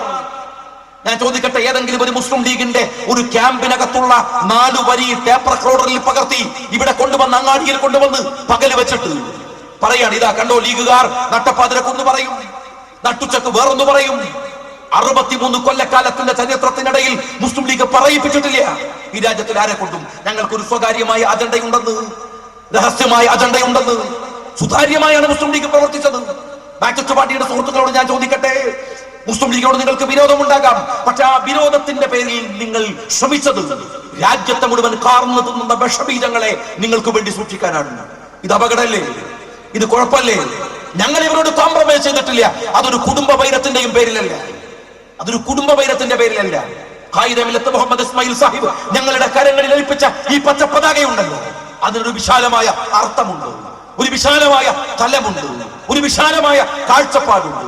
ആ കാഴ്ചപ്പാട് രൂപീകരിച്ചത് വിശുദ്ധമായ ഖുർആന്റെ വെളിച്ചത്തിലാണ്. ആ കാഴ്ചപ്പാട് രൂപീകരിച്ചത് പ്രവാചകന്റെ ജീവിതചര്യകളെ പിൻപറ്റിക്കൊണ്ടാണ്. ആ കാഴ്ചപ്പാടുകൾ രൂപീകരിച്ചത് താബിഈങ്ങൾ കാണിച്ചിട്ടുള്ള ജീവിത മാർഗങ്ങൾ സ്വീകരിച്ചുകൊണ്ടാണ്. ഞാൻ ചോദിക്കട്ടെ, 63 കൊല്ലം കഴിയുമ്പോഴും മുസ്ലിം ലീഗ് പാർട്ടി ഉയർത്തിപ്പിടിച്ച രാഷ്ട്രീയമായ മുസ്ലിം ലീഗിന്റെ ഐഡിയോളജിയോട് മത്സരിക്കാനാവാതെ പോകുന്നത് എന്തുകൊണ്ടാണ്? CPM-കാര ലീഗിന്റെ ശത്രുക്കൾക്ക് നിങ്ങൾ പറയണം, ഞങ്ങൾ കുറെ ആളുകൾ ഇങ്ങനെ പൊതുയോഗം സംഘടിപ്പിച്ച് ഇങ്ങനെ മൈക്ക് കെട്ടി പ്രസംഗിച്ചത് കൊണ്ടാണോ? അങ്ങനെയാണെങ്കിൽ എത്ര സംഘടന അവിടെ ഉണ്ടാവണം? ഇതിന്റെ 1000 മട അനുയായികളെ വിളിച്ചുകൂട്ടി പൊതുസമ്മേളനങ്ങൾ നടത്തിയിട്ടില്ലേ? അബ്ദുൽ നാസർ മദനി പിടിച്ചു നിൽക്കാൻ പറ്റിയില്ലല്ലോ. ലീഗിനെതിരെ വന്ന സംഘടനകൾ വലിയ ആരവങ്ങൾ ഉണ്ടാക്കിയിട്ടുണ്ടല്ലോ. മുസ്ലിം ലീഗ് പിടിച്ചു നിൽക്കുന്നത് ഒരു കാര്യം ലീഗ് പ്രവർത്തകന്മാരടക്കം അറിയണം, യൂത്ത് ലീഗുകാർ പ്രത്യേകിച്ച് മനസ്സിലാക്കണം. ലീഗ് പിടിച്ചു നിൽക്കുന്നത് ആർക്കും മത്സരിക്കാനാവാത്തവണ്ണം മുസ്ലിം ലീഗിന്റെ അകക്കാമ്പ്, അതിന്റെ ഐഡിയോളജി അത്രമേൽ ഭദ്രമാണ്, അത്രമേൽ ശക്തമാണ്. അത് തകർക്കാൻ മുസ്ലിം ലീഗിനെതിരെ ഇക്കണ്ട കാലം മുഴുവൻ പരിശ്രമിച്ചവർക്ക് സാധിച്ചിട്ടില്ല. അത്ര ഭദ്രമാണ്. ഞങ്ങൾ NDF എതിർത്തത്, ഞങ്ങൾ ജമാഅത്തെ ഇസ്ലാമിയെ എതിർത്തത്, ഞങ്ങൾ സിമിയെ എതിർത്തത്, ഞങ്ങൾ ഈ രാജ്യത്ത് വളർന്നു വരുന്ന തീവ്രവാദ ഗ്രൂപ്പുകളെ എതിർത്തത്. എന്തുകൊണ്ടാണെന്ന് അറിയുമോ? അവർ ഇസ്ലാമിക വിരുദ്ധമാണ് എന്ന കൃത്യമായ ബോധ്യമുള്ളത് കൊണ്ടാണ്. ഇസ്ലാമിക വിരുദ്ധമാണ്. എങ്ങനെയാണ് അത് പറയാൻ ഒരു ലീഗിന്റെ വേദിയിൽ ധൈര്യമുണ്ടാവുക? എങ്ങനെ അത് പറയുക മാത്രമല്ല, അത് തെളിയിക്കാൻ കഴിയുന്ന കൃത്യമായ വീക്ഷണം ഞങ്ങൾക്കുണ്ട് എന്നത് കൊണ്ട് തന്നെയാണ് നിങ്ങളുടെ കാഴ്ചപ്പാടുകൾ മതവിരുദ്ധം എന്ന് ഞങ്ങൾ പറയുന്നത്. അതിന്റെ ഒരു സംവാദത്തിൽ പോലും നിങ്ങൾ വന്നിട്ടില്ല. ഞാൻ പറയട്ടെ, ഇവിടുത്തെ അങ്ങനെ ചിന്തിക്കുന്ന കുട്ടികളുണ്ടെങ്കിൽ, ചെറുപ്പക്കാരുണ്ടെങ്കിൽ പറയട്ടെ, ഇന്നുവരെ അത്തരം ഒരു സംവാദത്തെ നയിക്കാൻ നിങ്ങൾ വന്നിട്ടില്ല. മതവിരുദ്ധമാണ്, രാഷ്ട്രവിരുദ്ധമാണ്. എങ്ങനെയാ മതവിരുദ്ധമാവുക, മതത്തിന് വിരുദ്ധമാവുക? ഒരു കാര്യം നിങ്ങൾ മനസ്സിലാക്കണം, ലോകത്ത് ഇസ്ലാമിന്റെ ചിഹ്നങ്ങൾക്കെതിരായി, ഇസ്ലാമിന്റെ മുന്നേറ്റങ്ങൾക്കെതിരായി ലോകത്ത് ഇന്നുവരെ കടന്നു വന്ന എല്ലാ ശത്രുക്കളും ഇസ്ലാമിന്റെ പുറത്തുനിന്ന് എന്തെങ്കിലും ആയുധങ്ങളുമായി വന്നിട്ടില്ല. ഒരായുധം കൊണ്ടുവന്നിട്ടില്ല. ബൈബിള് കൊണ്ടുവന്ന് മുസ്ലിം സമുദായത്തെ എതിർക്കാൻ വന്നാൽ നമുക്ക് തകർക്കാൻ പ്രയാസമില്ല, പറഞ്ഞു നിൽക്കാൻ പ്രയാസമില്ല. ഭഗവത്ഗീത കൊണ്ടുവന്ന് മുസ്ലിം വിശുദ്ധ ഖുർആനിനെ എതിർക്കാൻ, മുസ്ലിം സമുദായത്തെ എതിർക്കാൻ വരുമ്പോ അതൊരു പ്രയാസമുള്ള കാര്യമല്ല. പക്ഷെ ബൈബിള് കൊണ്ടുവന്നല്ല, ഭഗവത്ഗീത കൊണ്ടുവന്നല്ല. ഇസ്ലാമിന്റെ ശത്രുക്കളായി ലോകത്ത് കടന്നു വന്നവരിലെ ഏറ്റവും വലിയ ആളുകൾ എന്നും ഉപയോഗിച്ചത് ഇസ്ലാമിനകത്തു തന്നെയുള്ള ചിഹ്നങ്ങളാണ്, ഇസ്ലാമിനകത്തു തന്നെയുള്ള അടയാളങ്ങളാണ്, ഇസ്ലാമിനകത്തു തന്നെയുള്ള അതിന്റെ രൂപങ്ങളാണ്. ഏതു കാലത്ത് കൊണ്ടുവന്നത് അങ്ങനെയാണ്. വിശുദ്ധമായ ഖുർആന്റെ സ്പിരിറ്റിനെ എതിർക്കാൻ ഖുർആനിനകത്തു നിന്ന് ആ ആയുധം എടുക്കുക, അല്ലെങ്കിൽ വാക്കുകൾ എടുക്കുക. ഖുർആനിന്റെ സ്പിരിറ്റിനെ എതിർക്കാൻ, ഹദീസിന്റെ സ്പിരിറ്റിനെ എതിർക്കാൻ, പ്രവാചക ചര്യയുടെ സ്പിരിറ്റിനെ എതിർക്കാൻ അതിനകത്തു നിന്നു തന്നെ ചില കാര്യങ്ങൾ എടുക്കുക. അതാണ് പറയാ. എന്താ ചോദിച്ചാൽ ഒരു അർത്ഥമുണ്ട്. ഞങ്ങൾ ഖുർആനിലുള്ളതല്ലേ പറയുന്നത്. എന്റെ പ്രിയപ്പെട്ട യൂത്ത് ലീഗുകാരൻ മനസ്സിലാക്കണം, നിങ്ങൾ പഠിക്കാൻ ശ്രമിക്കണം. ചോദിച്ചാൽ പറയുന്നത് ഇതാണ്, ഞങ്ങൾ ഖുർആനിൽ നിന്നല്ലേ പറയുന്നത്. ഒരു നിമിഷം നമ്മൾ സ്തബ്ധരായി പോകും. കാരണം വിശുദ്ധ ഖുർആൻ, നാട്ടുമ്പുറത്തൊരു പ്രയോഗമുണ്ട്, അതൊരു ഖുർആൻ കൊണ്ടുള്ള ഏറാണ് എന്ന് പറയും. എന്ന് വെച്ചാൽ തിരിച്ചറിയാൻ പറ്റില്ല, പിടിക്കില്ലാതെ നിവൃത്തിയില്ല എന്ന് പറയും നമ്മൾ. വിശുദ്ധ ഖുർആൻ അത് കണ്ടാൽ ബഹുമാനിക്കുന്ന നമ്മൾ, അത് ഓതുന്നവർ കേൾക്കുമ്പോൾ ബഹുമാനിക്കുന്ന നമ്മൾ. ഖുർആൻ എത്രമാത്രം ബഹുമാനിക്കാറുണ്ട് വിശ്വാസികൾ. അതുകൊണ്ട് ഖുർആനിനകത്തു നിന്ന് ഒരു വാചകം എടുക്കുമ്പോ ഒരു നിമിഷം സ്തബ്ധരായി പോകും വിശ്വാസികൾ. ആ സ്തബ്ധതയിൽ നിന്നാണ്, ആ നിശബ്ദതയിൽ നിന്നാണ് തീവ്രവാദികൾ അവന്റെ പ്രവർത്തനങ്ങൾ ആദ്യമായി ആരംഭിക്കുന്നത്. ഞാനൊരു കാര്യം ചോദിക്കട്ടെ, അല്ലാഹുവിന്റെ പ്രവാചകൻ സ്വല്ലല്ലാഹു അലൈഹി വസല്ലം തങ്ങൾ എന്നെങ്കിലും വിശുദ്ധമായ അദ്ദേഹത്തിന്റെ പ്രവാചകന്റെ ഹജ്ജത്തുൽ വിദാഇൽ, ഖുതുബത്തുൽ വിദാഇൽ എന്താ പ്രവാചകൻ പറഞ്ഞത്? നിങ്ങൾ ഖുർആൻ മാത്രം സ്വീകരിക്കുക എന്നാണോ? അങ്ങനെയാണോ? അല്ലല്ലോ. ഖുർആൻ പ്രവാചകൻ പറഞ്ഞത് എന്താണ്? ഞാൻ നിങ്ങൾക്ക് ഉപേക്ഷിച്ചു പോകുന്നു ഖുർആൻ, ഞാൻ നിങ്ങളുടെ മുമ്പിൽ ഉപേക്ഷിച്ചു പോകുന്നു സുന്നത്തുകൾ, ഞാൻ നിങ്ങളുടെ മുമ്പിൽ ഉപേക്ഷിച്ചു പോകുന്നു എന്റെ ജീവിതം. തീരുന്നില്ല. താബിഈങ്ങളുടെ ജീവിതം നിങ്ങൾക്ക് മാതൃകയാക്കാം, നിങ്ങൾക്ക് മാതൃകയാക്കാം. പ്രവാചകൻ പറയുന്നു ഖുർആൻ മാത്രം എന്ന ഒരു വാദം ഉന്നയിക്കുക. അപ്പൊ പറയും ഖുർആൻ എതിർക്കുകയാണ്. ഇല്ലേ? ചേകന്നൂർ മൗലവിയുടെ വാദം എന്തായിരുന്നു? ഖുർആൻ മാത്രം. എന്തേ മുസ്ലിങ്ങൾ അംഗീകരിച്ചില്ല? ഇസ്ലാമിക സമൂഹം അംഗീകരിച്ചില്ല? ഖുർആൻ മാത്രം സ്വീകരിക്കുക എന്ന് പറഞ്ഞാൽ, ഞാൻ ചോദിക്കട്ടെ, വിശുദ്ധമായ ഖുർആൻ നിങ്ങളുടെ കയ്യിൽ തന്ന് ഒരു മയ്യത്ത് കഫൻ ചെയ്യാൻ നിങ്ങളോട് പറഞ്ഞാൽ, മയ്യത്ത് പരിപാലിക്കാൻ നിങ്ങളോട് പറഞ്ഞാൽ നിങ്ങൾക്ക് കഴിയുമോ? വിശുദ്ധ ഖുർആൻ നിങ്ങളുടെ കയ്യിൽ വെച്ച് ഉളുവെടുക്കാൻ നിങ്ങൾക്ക് കഴിയുമോ? വിശുദ്ധ ഖുർആൻ നോക്കിക്കൊണ്ട് നിങ്ങൾക്ക് എന്താ ചെയ്യാനാവുക? അത് മാത്രം ഡിപ്പെൻഡ് ചെയ്തുകൊണ്ട് അതിന്റെ വിശദീകരണമാണ്. അതുകൊണ്ടാണ് പ്രവാചകൻ പറഞ്ഞത് ഖുർആൻ നിങ്ങളുടെ മുമ്പിലുണ്ട്, ഖുർആന്റെ വിശദീകരണമാണ് എന്റെ ജീവിതം. അതാണ് വിശുദ്ധമായ ഖുർആന്റെ വിശദീകരണമാണ് പ്രവാചകന്റെ ജീവിതം. നിങ്ങൾക്ക് ഖുർആൻ വിശദമായി വായിക്കണം, അർത്ഥമറിയണമെങ്കിൽ അള്ളാഹുവിന്റെ പ്രവാചകൻ ഖുർആൻ ഇറങ്ങിയ സന്ദർഭം, സമയം, അതിന് നൽകിയ വിശദീകരണം കേട്ടേ പറ്റൂ. അതിനിടയിൽ നിന്ന് വരികളെടുത്ത് അത് തെറ്റിദ്ധരിപ്പിക്കാൻ ശ്രമിക്കരുത്. ഇന്നുവരെ ചേകന്നൂർ മാത്രമല്ല, ഇവിടെ വന്നിരുന്നവർ മുഴുവൻ വിശുദ്ധ ഖുർആൻ എന്ന് ചോദിച്ചുകൊണ്ട് കുട്ടികളോട് പറയാൻ ഖുർആനിലല്ലേ. എങ്കിലും ഞാൻ ചോദിക്കട്ടെ, അലഹബാദ് ഹൈക്കോടതിയിൽ വിശുദ്ധ ഖുർആൻ നിരോധിക്കണമെന്ന് പറഞ്ഞുകൊണ്ട് RSSകാർ സംഘപരിവാർ കേസ് കൊടുത്തു. എന്താ അതിന് പറഞ്ഞ തെളിവെന്നറിയോ? ബൈബിളിൽ നിന്നൊരു വാചകമല്ല, ഭഗവത്ഗീതയിലെ ഒരു ഉദ്ധരണിയല്ല, ആരെങ്കിലും പറഞ്ഞതായ വാചകമല്ല. ഇവര് പറയുന്നത് ഇതാ, ഇത് നിരോധിക്കണം. ഈ ഗ്രന്ഥത്തിനകത്ത് സൂറത്തുൻ നിസാ എന്ന് പറയുന്ന ഒരു സൂറ ഉണ്ട്. അതിനകത്ത് അതിലെ വാചകം വമാ ലക്കും ലാ തുഖാതിലൂന ഫീ സബീലില്ലാഹ്. ആർക്കെങ്കിലും പറയാൻ സാധിക്കുമോ ഇത് ഖുർആനിനകത്തുള്ളതല്ല? പറയാൻ സാധിക്കുമോ? എങ്കിൽ എന്താണ് ഇതിനർത്ഥം? വമാ ലക്കും ലാ തുഖാതിലൂന ഫീ സബീലില്ലാഹ്. നിങ്ങൾ എന്തുകൊണ്ടാണ് അള്ളാഹുവിന്റെ മാർഗത്തിൽ ആയുധമെടുത്ത് യുദ്ധം ചെയ്യാത്തത്? നിങ്ങളുടെ കുട്ടികൾ പീഡിപ്പിക്കപ്പെടുമ്പോ, നിങ്ങളുടെ വീട് ആക്രമിക്കാൻ വരുമ്പോ, നിങ്ങളുടെ പള്ളികൾ തകർക്കപ്പെടുമ്പോ എന്തുകൊണ്ട് നിങ്ങൾ ആയുധമെടുക്കുന്നില്ല?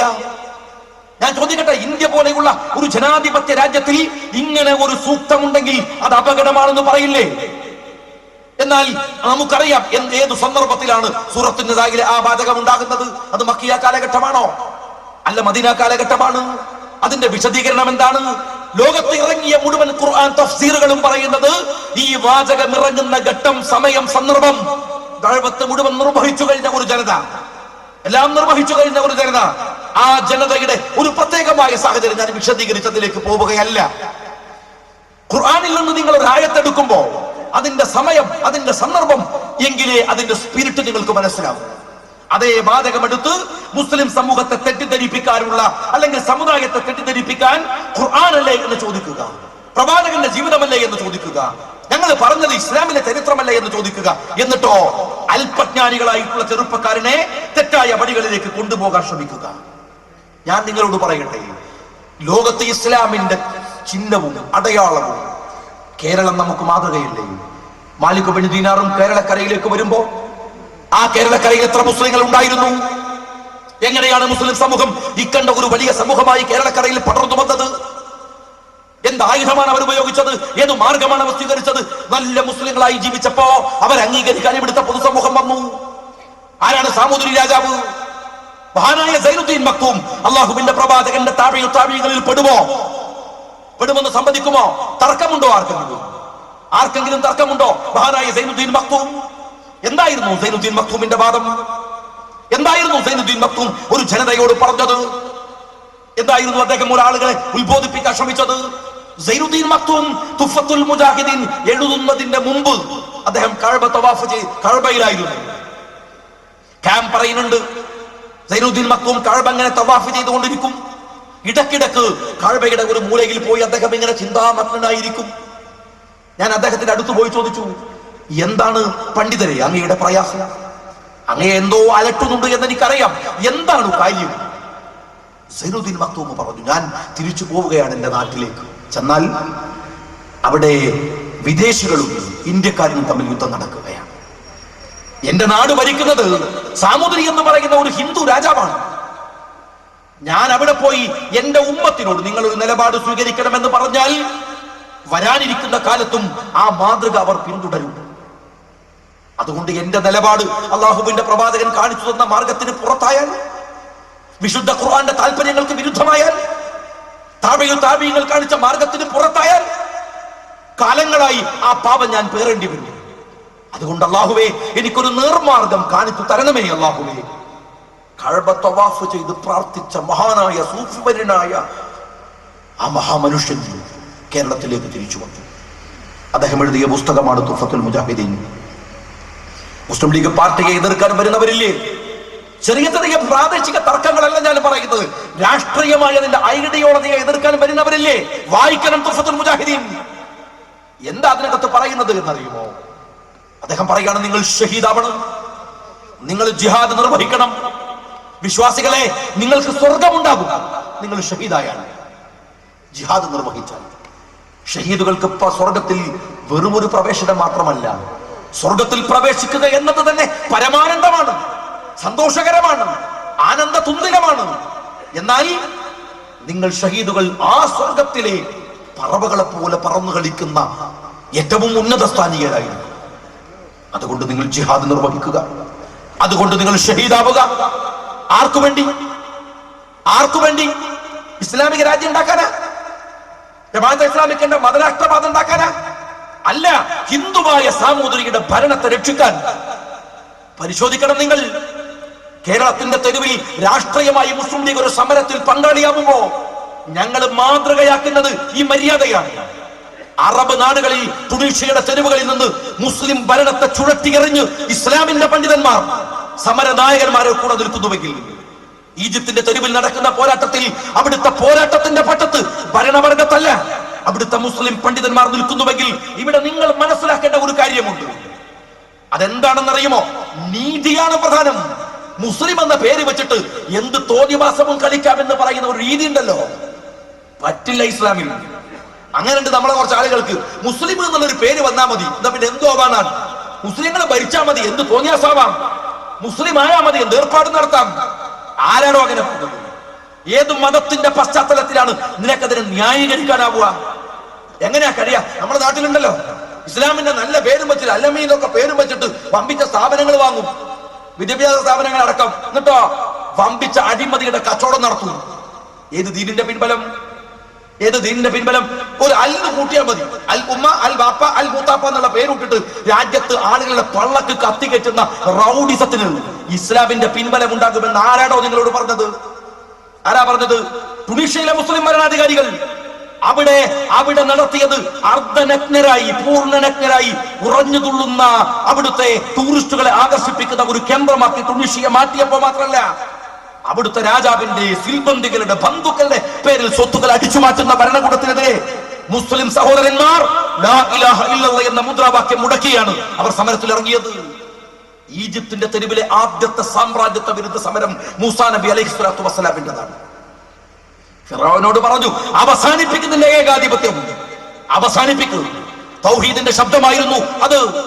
ആ ശബ്ദത്തിന്റെ മുമ്പിൽ വിറച്ചുപോയ ഫിറഔൻ, അവിടെ മൂസാ നബി ജയിച്ചു. എന്താ ഉണ്ടായത്? ലോകത്തിന്റെ സംസ്കാരങ്ങളുടെ ഗേഹമായി ഈജിപ്ത് മാറി.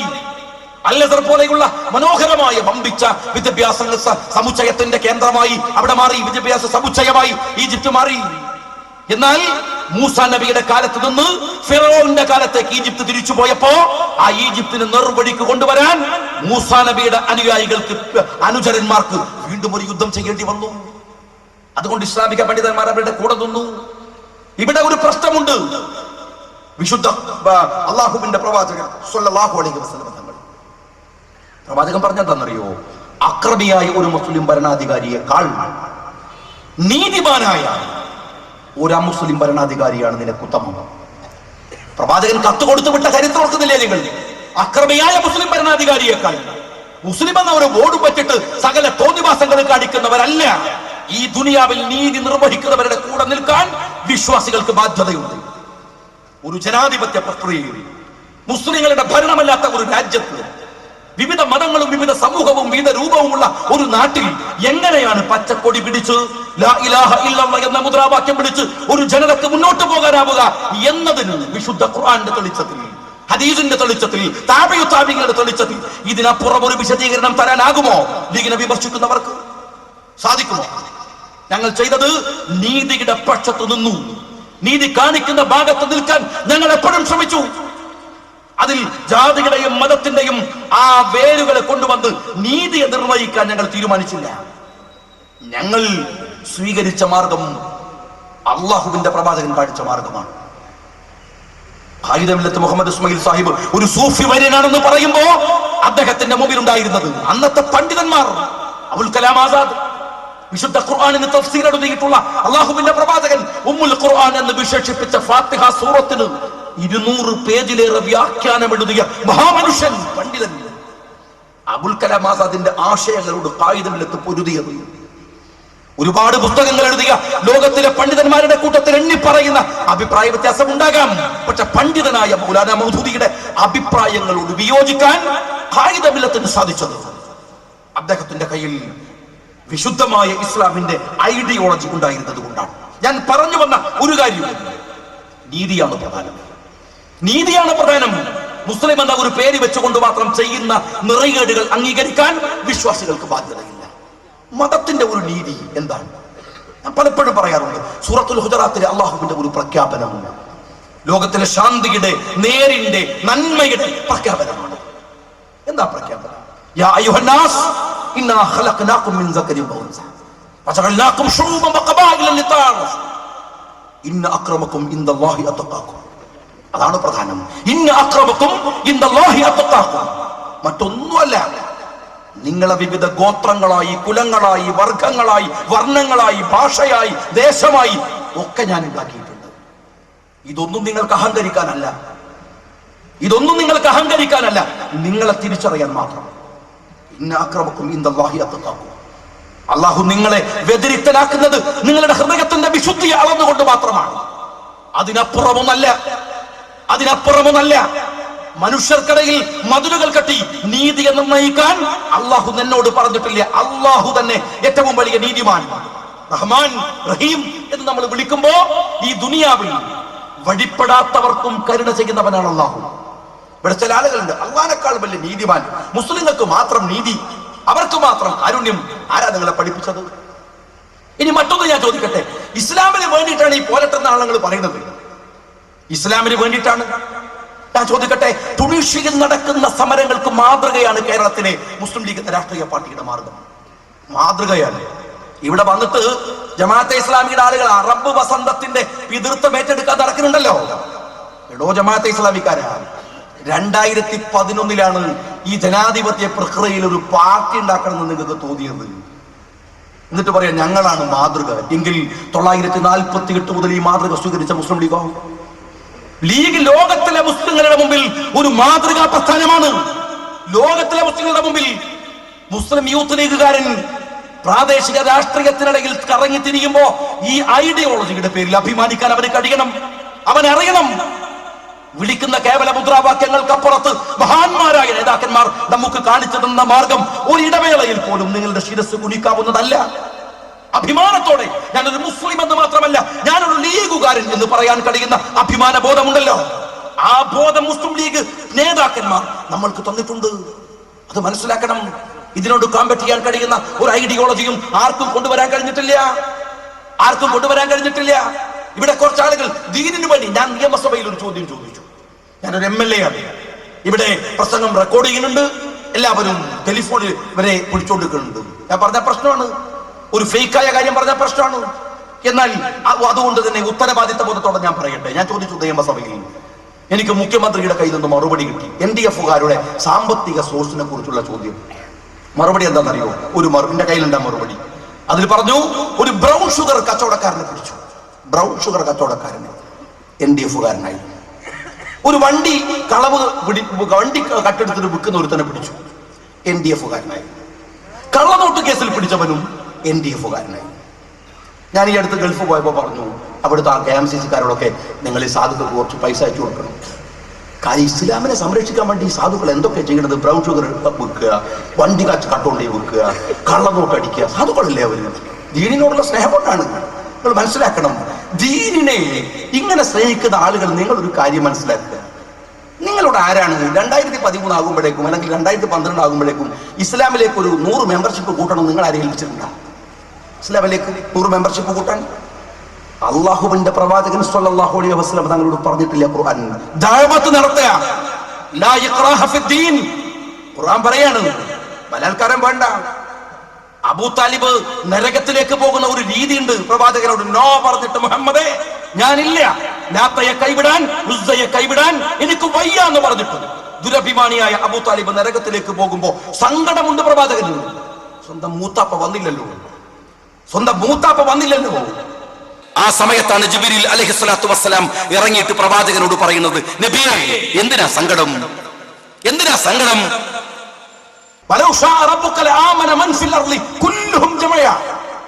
അള്ളാഹു വിചാരിച്ചിരുന്നുവെങ്കിൽ ഈ ലോകത്തിൽ ഒരു മതമല്ലേ നബിയെ ഉണ്ടാവൂ, ഒരു ജാതിയല്ലേ ഉണ്ടാവൂ, ഒരു ഭാഷയല്ലേ ഉണ്ടാവൂ, ഒരു ദേശമല്ലേ ഉണ്ടാവൂ, ഒരു വർഗമല്ലേ ഉണ്ടാവൂ, ഒരു വർണ്ണമല്ലേ നബിയെ ഉണ്ടാവൂ. പക്ഷെ അള്ളാഹു അങ്ങനെ ചെയ്തില്ലല്ലോ. ഒരുപാട് മതം, ഒരുപാട് വർഗം, ഒരുപാട് വർണ്ണം ഇല്ലേ? അള്ളാഹു ചെയ്തില്ലല്ലോ. അള്ളാഹു വിചാരിക്കാത്ത ഒരു കാര്യം നബിയെ നടപ്പിലാക്കാമെന്ന് നിങ്ങൾ വിചാരിക്കുന്നുവോ? അള്ളാഹ് ചെയ്യാത്ത ഒരു കാര്യം. അതുകൊണ്ട് പറയുന്നു, നിങ്ങൾ ദഅവത്ത് നടത്തുക, ദീന് പറഞ്ഞു കൊടുക്കുക. ലാ ഇക്റാഹ ഫിദ്ദീൻ.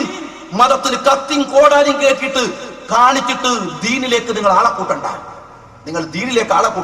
അത് നിന്നെ ചുമതലപ്പെടുത്തിയിട്ടില്ല. വിശുദ്ധ ഖുർആൻ ഇബ്രാഹിം നബി അലൈഹി സ്വലാത്തു വസ്സലാമിനെ കുറിച്ചൊരു പ്രയോഗമുണ്ട്. എന്താ ഖുർആന്റെ പ്രയോഗം എന്നറിയുമോ? ഇബ്രാഹിം അല്ലദീ വഫ എന്നാണ്. ഇബ്രാഹിം നബിയെ നിങ്ങൾ വിജയിച്ചിരിക്കുന്നു എന്നാണ്. എങ്ങനെ ജയിക്കുക? നിങ്ങളുടെ ഭാഷയിൽ എങ്ങനെ ജയിക്കുക? ഇബ്രാഹിം നബിയുടെ ജനത മുഴുവൻ ഇസ്ലാമിലേക്ക് വന്നിരുന്നുവോ?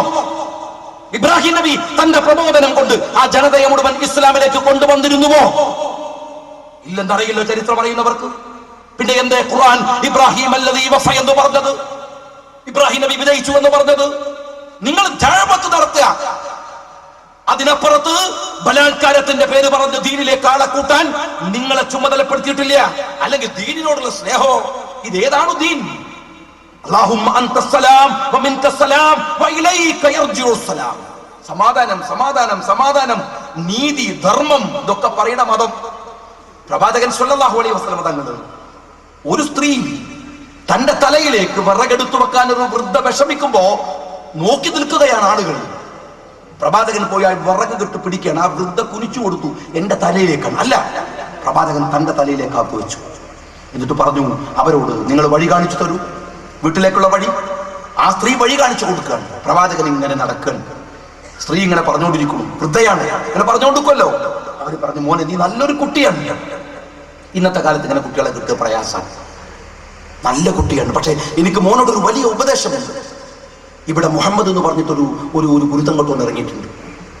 ഓന്റെ ദീനിലൊന്നും പോയി പെടരുത് കേട്ടോ മോനെ, നീ നല്ല കുട്ടിയാണ്. അങ്ങനെ വീട്ടിലെത്തി വിറക് തലയിൽ നിന്ന് താഴെ ഇറക്കി തിരിഞ്ഞു നിന്ന ആ പ്രവാചകനോട് വൃദ്ധ ചോദിക്കാം, മോന്റെ പേരെന്താണ്? പ്രവാചകൻ പറഞ്ഞു, നിങ്ങൾ നേരത്തെ പറഞ്ഞില്ലേ ഗുരുത്തം കേട്ടോ? ആ മുഹമ്മദാണ് ഞാൻ സല്ലല്ലാഹു അലൈഹി വസല്ലം. ആ നിമിഷം ആ സ്ത്രീ അഷ്ഹദു അൻ ലാ ഇലാഹ ഇല്ലല്ലാഹ് വ അഷ്ഹദു അന്ന മുഹമ്മദർ റസൂലുള്ളാഹ് ദീനിലേക്ക് വരികയാണ്. ഇവിടെ ദീനെ പ്രചരിപ്പിക്കാൻ ഇറങ്ങിയ കുറച്ച് ആൾക്കാരുണ്ട്. ഒരു അധ്യാപകന്റെ കൈവെട്ടി. വൃദ്ധയായ അമ്മ പറയാണ്, എന്റെ മോന്റെ കൈവെട്ടിയപ്പോ ചോര എന്റെ മുഖത്ത് തെറിച്ചു. വൃദ്ധയായ എന്നെ ചവിട്ടി തെറിപ്പിച്ചു, എന്നെ ആക്രമിച്ചു. ആ വൃദ്ധയുടെ ചവിട്ട് പോയിട്ട് നിങ്ങൾ പതുക്കെ മുഹമ്മദ് നബി എന്ന് പറഞ്ഞ വൃദ്ധ ബോധം കെട്ട് കൊണ്ടുപോകും. നീ പഠിപ്പിക്കുന്ന നബി അതാണ്, നീ പഠിപ്പിക്കുന്ന മതം അതാണ്, നീ പഠിപ്പിക്കുന്ന ദീനതാണ്. അള്ളാഹുവിന്റെ പ്രവാചകൻ സല്ലല്ലാഹു അലൈഹി വസല്ലം തങ്ങൾ പറഞ്ഞു, സ്വർഗത്തിന്റെ പേര് ദാറുസ്സലാം എന്നാണ്. സമാധാനത്തിന്റെ വീട്, സമാധാനത്തിന്റെ വീടാണ്. സമാധാനത്തിന്റെ വീട്ടുകാർ നമ്മൾ പോകേണ്ടത് എങ്ങനെ പോകേണ്ടത്? ഒരു സഞ്ചിയിൽ കുറെ വെട്ടിയെടുത്ത കൈ, മറ്റേ സഞ്ചിയിൽ കുറെ വെട്ടിയെടുത്ത തല, കന്നാസ് കുറെ ചോരയായിട്ട് സമാധാനത്തിന്റെ വീട്ടിലേക്ക്. എവിടേക്കാണോ നിങ്ങൾ ദീനിനെ കൊണ്ടുപോകാൻ ശ്രമിക്കുന്നത്? ഏതു ദീനിനെയാണ് നിങ്ങൾ പ്രചരിപ്പിക്കാൻ ശ്രമിക്കുന്നത്? കാരുണ്യത്തിന്റെ ഒരു പദം. ഒരിക്കൽ സങ്കടം കൊണ്ട്, ബുദ്ധിമുട്ട് സഹിക്കവയ്യാതെ, പ്രയാസം സഹിക്കവയ്യാതെ മഹാനായ അബൂബക്കർ സിദ്ദീഖ് റളിയല്ലാഹു തആല അൻഹുവിന്റെ കൂടെയുള്ളവരടക്കം ഒരു തീരുമാനമെടുത്തു. തായിഫിലെ പീഡനങ്ങളൊക്കെ ഇങ്ങനെ ഏറ്റുവാങ്ങുന്ന സമയത്ത് ഒരു തീരുമാനം എടുത്തു, ഇനി ഞങ്ങൾ അബൂജഹൽ ലഅനത്തുല്ലാഹിയെ സഹായിക്കൂല, ഒരു കട്ടനുറുപ്പിന്റെ സഹായം ചെയ്യൂല, ഒരു സഹായവും ഞങ്ങൾ ചെയ്തു കൊടുക്കൂല. അവരെ മക്കളെ കെട്ടിക്കാൻ, വീടുണ്ടാക്കാൻ, കുട്ടികൾക്ക് സഹായിക്കാൻ ഇല്ല. ജിബ്രീൽ അലൈഹിസ്സലാത്തു വസ്സലാം ഇറങ്ങുകയാണ്. നബിയോട് പറയാണ്, നബിയെ ആ തീരുമാനം മാറ്റണം. അങ്ങനെ തീരുമാനിക്കാൻ നിങ്ങൾക്ക് അവകാശമില്ല നബിയെ, അങ്ങനെ തീരുമാനിക്കാൻ നിങ്ങൾക്ക് അവകാശമില്ല. ലൈസ അലൈക ഹുദാഹും, ഖുർആൻ പറയാണ്, അല്ലാഹു ഹിദായത്ത് നൽകും. അല്ലാഹു തീരുമാനിക്കും ആർക്ക് ഹിദായത്ത് കൊടുക്കണം, ആർക്കൊക്കെ വേണം. വലാകിന്നല്ലാഹ യുഹ്ദി മൻ യശാ, അല്ലാഹു തീരുമാനിക്കുന്നതിനപ്പുറത്ത് അത് നിശ്ചയിക്കാൻ നിങ്ങൾക്ക് പറ്റുമോ? പറ്റില്ല നബിയെ. അതുകൊണ്ട് വിശപ്പിന് മതല്ല, സങ്കടങ്ങൾക്ക് മതല്ല, ദുഃഖത്തിന് മതല്ല, പട്ടിണിക്ക് മതല്ല, ദാരിദ്ര്യത്തിന് മതല്ല. അത് മനുഷ്യന്റെ പ്രശ്നമാണ്, അത് മനുഷ്യന്റെ പ്രശ്നമാണ്.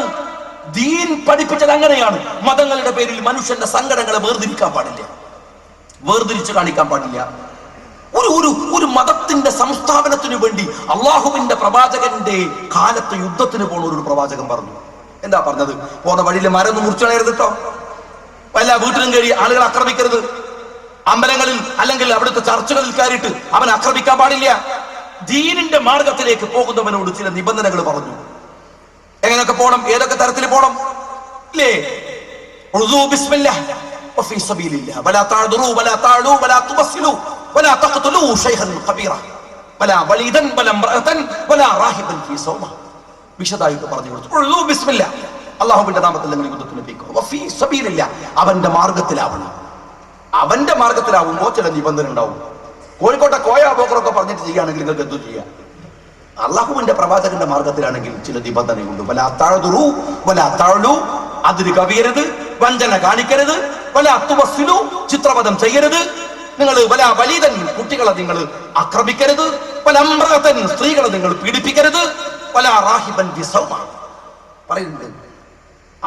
അവന്റെ ക്ഷേത്രത്തിൽ നിന്ന്, അവന്റെ പള്ളിയിൽ നിന്ന്, അവന്റെ ചർച്ചിൽ നിന്ന് ഇറങ്ങി വന്ന് നീയുമായ ഒരു യുദ്ധത്തിൽ ഏർപ്പെടുന്നത് വരെ വല റാഹിബൻ ബിസൗമ, അവനെ അവിടെ പോയി നീ ആക്രമിക്കരുത്.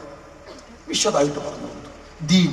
ഞാൻ ഇവിടെ പറയുന്നത് മുസ്ലിം ലീഗ് പാർട്ടി ചെയ്ത ഒരു ദൗത്യമുണ്ട്. പഞ്ചായത്തിൽ മെമ്പറാകുന്നവൻ, അസംബ്ലിയിലേക്ക് പോകുന്നവൻ, പാർലമെന്റിലേക്ക് പോകുന്നവൻ മുസ്ലിം ലീഗിന്റെ ദർശനത്തിനകത്ത് ഒരു കാഴ്ചപ്പാടുണ്ടാക്കി വെച്ചു. CH മുഹമ്മദ് കോയ സാഹിബിന്റെ കാഴ്ചപ്പാട് എന്താണ്? ഞാൻ എപ്പോഴും പ്രസംഗിക്കുമ്പോൾ പറയാറുണ്ട്, CH എന്താ പറയുന്നത്, CHന്റെ നിലപാട് എന്തായിരുന്നു?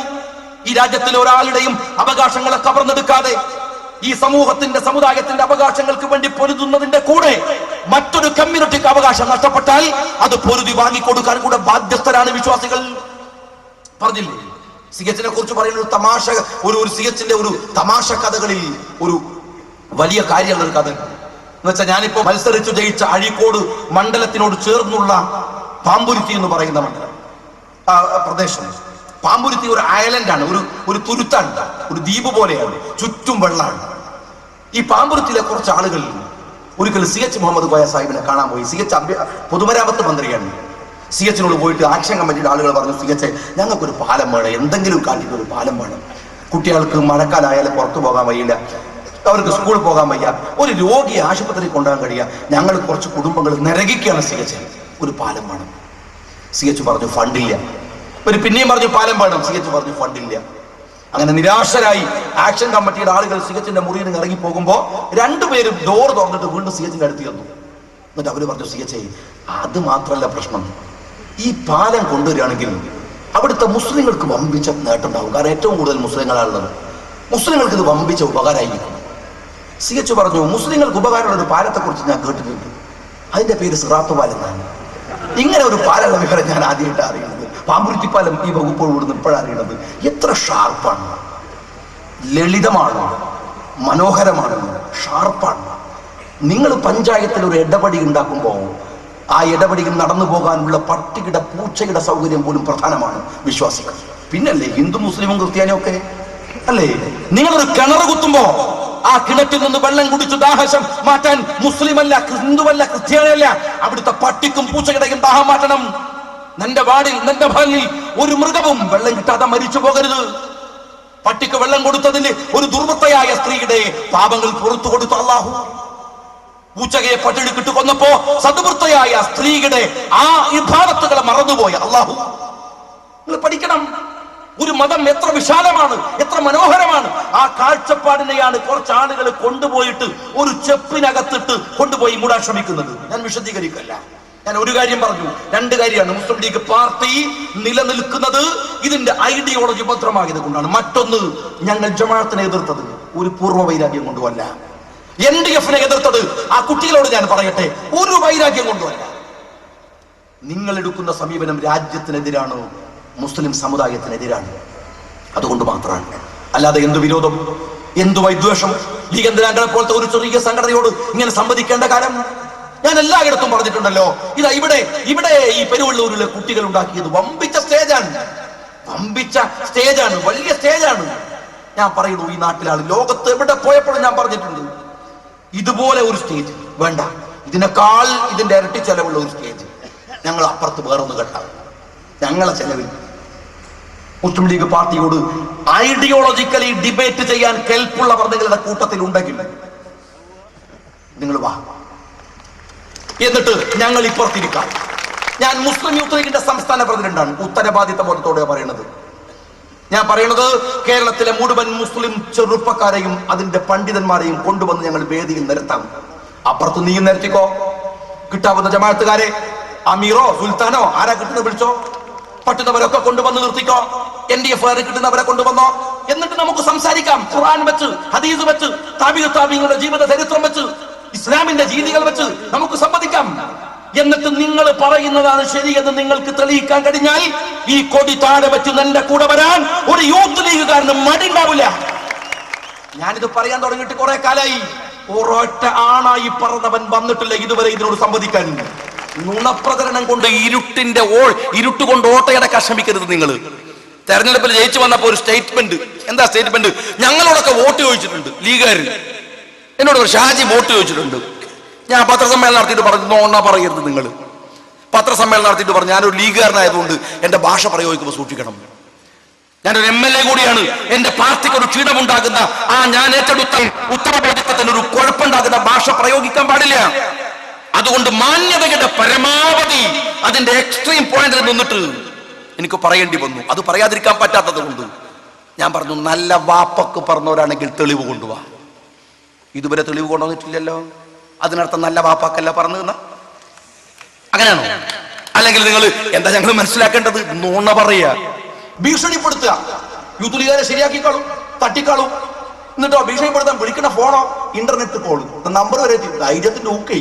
നമ്പറാണെ മനസ്സിലാക്കൂല ആളെ, നമ്പറാണെ ആളെ കിട്ടുമല്ലോ. ധൈര്യത്തിന്റെ ഊക്ക് തട്ടിക്കാളും ശരിയാക്കിയോ. ആരെയാണോ നിങ്ങൾ പേടിപ്പിക്കുന്നത്? 63 കൊല്ലായി ഒരു പർവം പോലെ കേരളത്തിന്റെ രാഷ്ട്രീയത്തിൽ ഇന്ത്യയുടെ ഈ വിരിമാറി നിൽക്കുന്നു മുസ്ലിം ലീഗ്. 1940 50 ഇതൊരു കൊച്ചു ചെടിയാണ്. അത് ഞൊരണ്ടിക്കളയാം.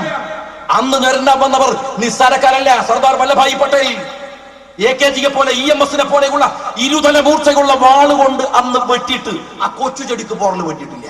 ഇപ്പോഴോ 63 കൊല്ലം ആഴങ്ങളിലേക്ക് വേരുകൾ, ഉയരങ്ങളിലേക്ക് ശിഖരങ്ങൾ പടർന്ന് പന്തലിച്ച് നിൽക്കുകയാണ്.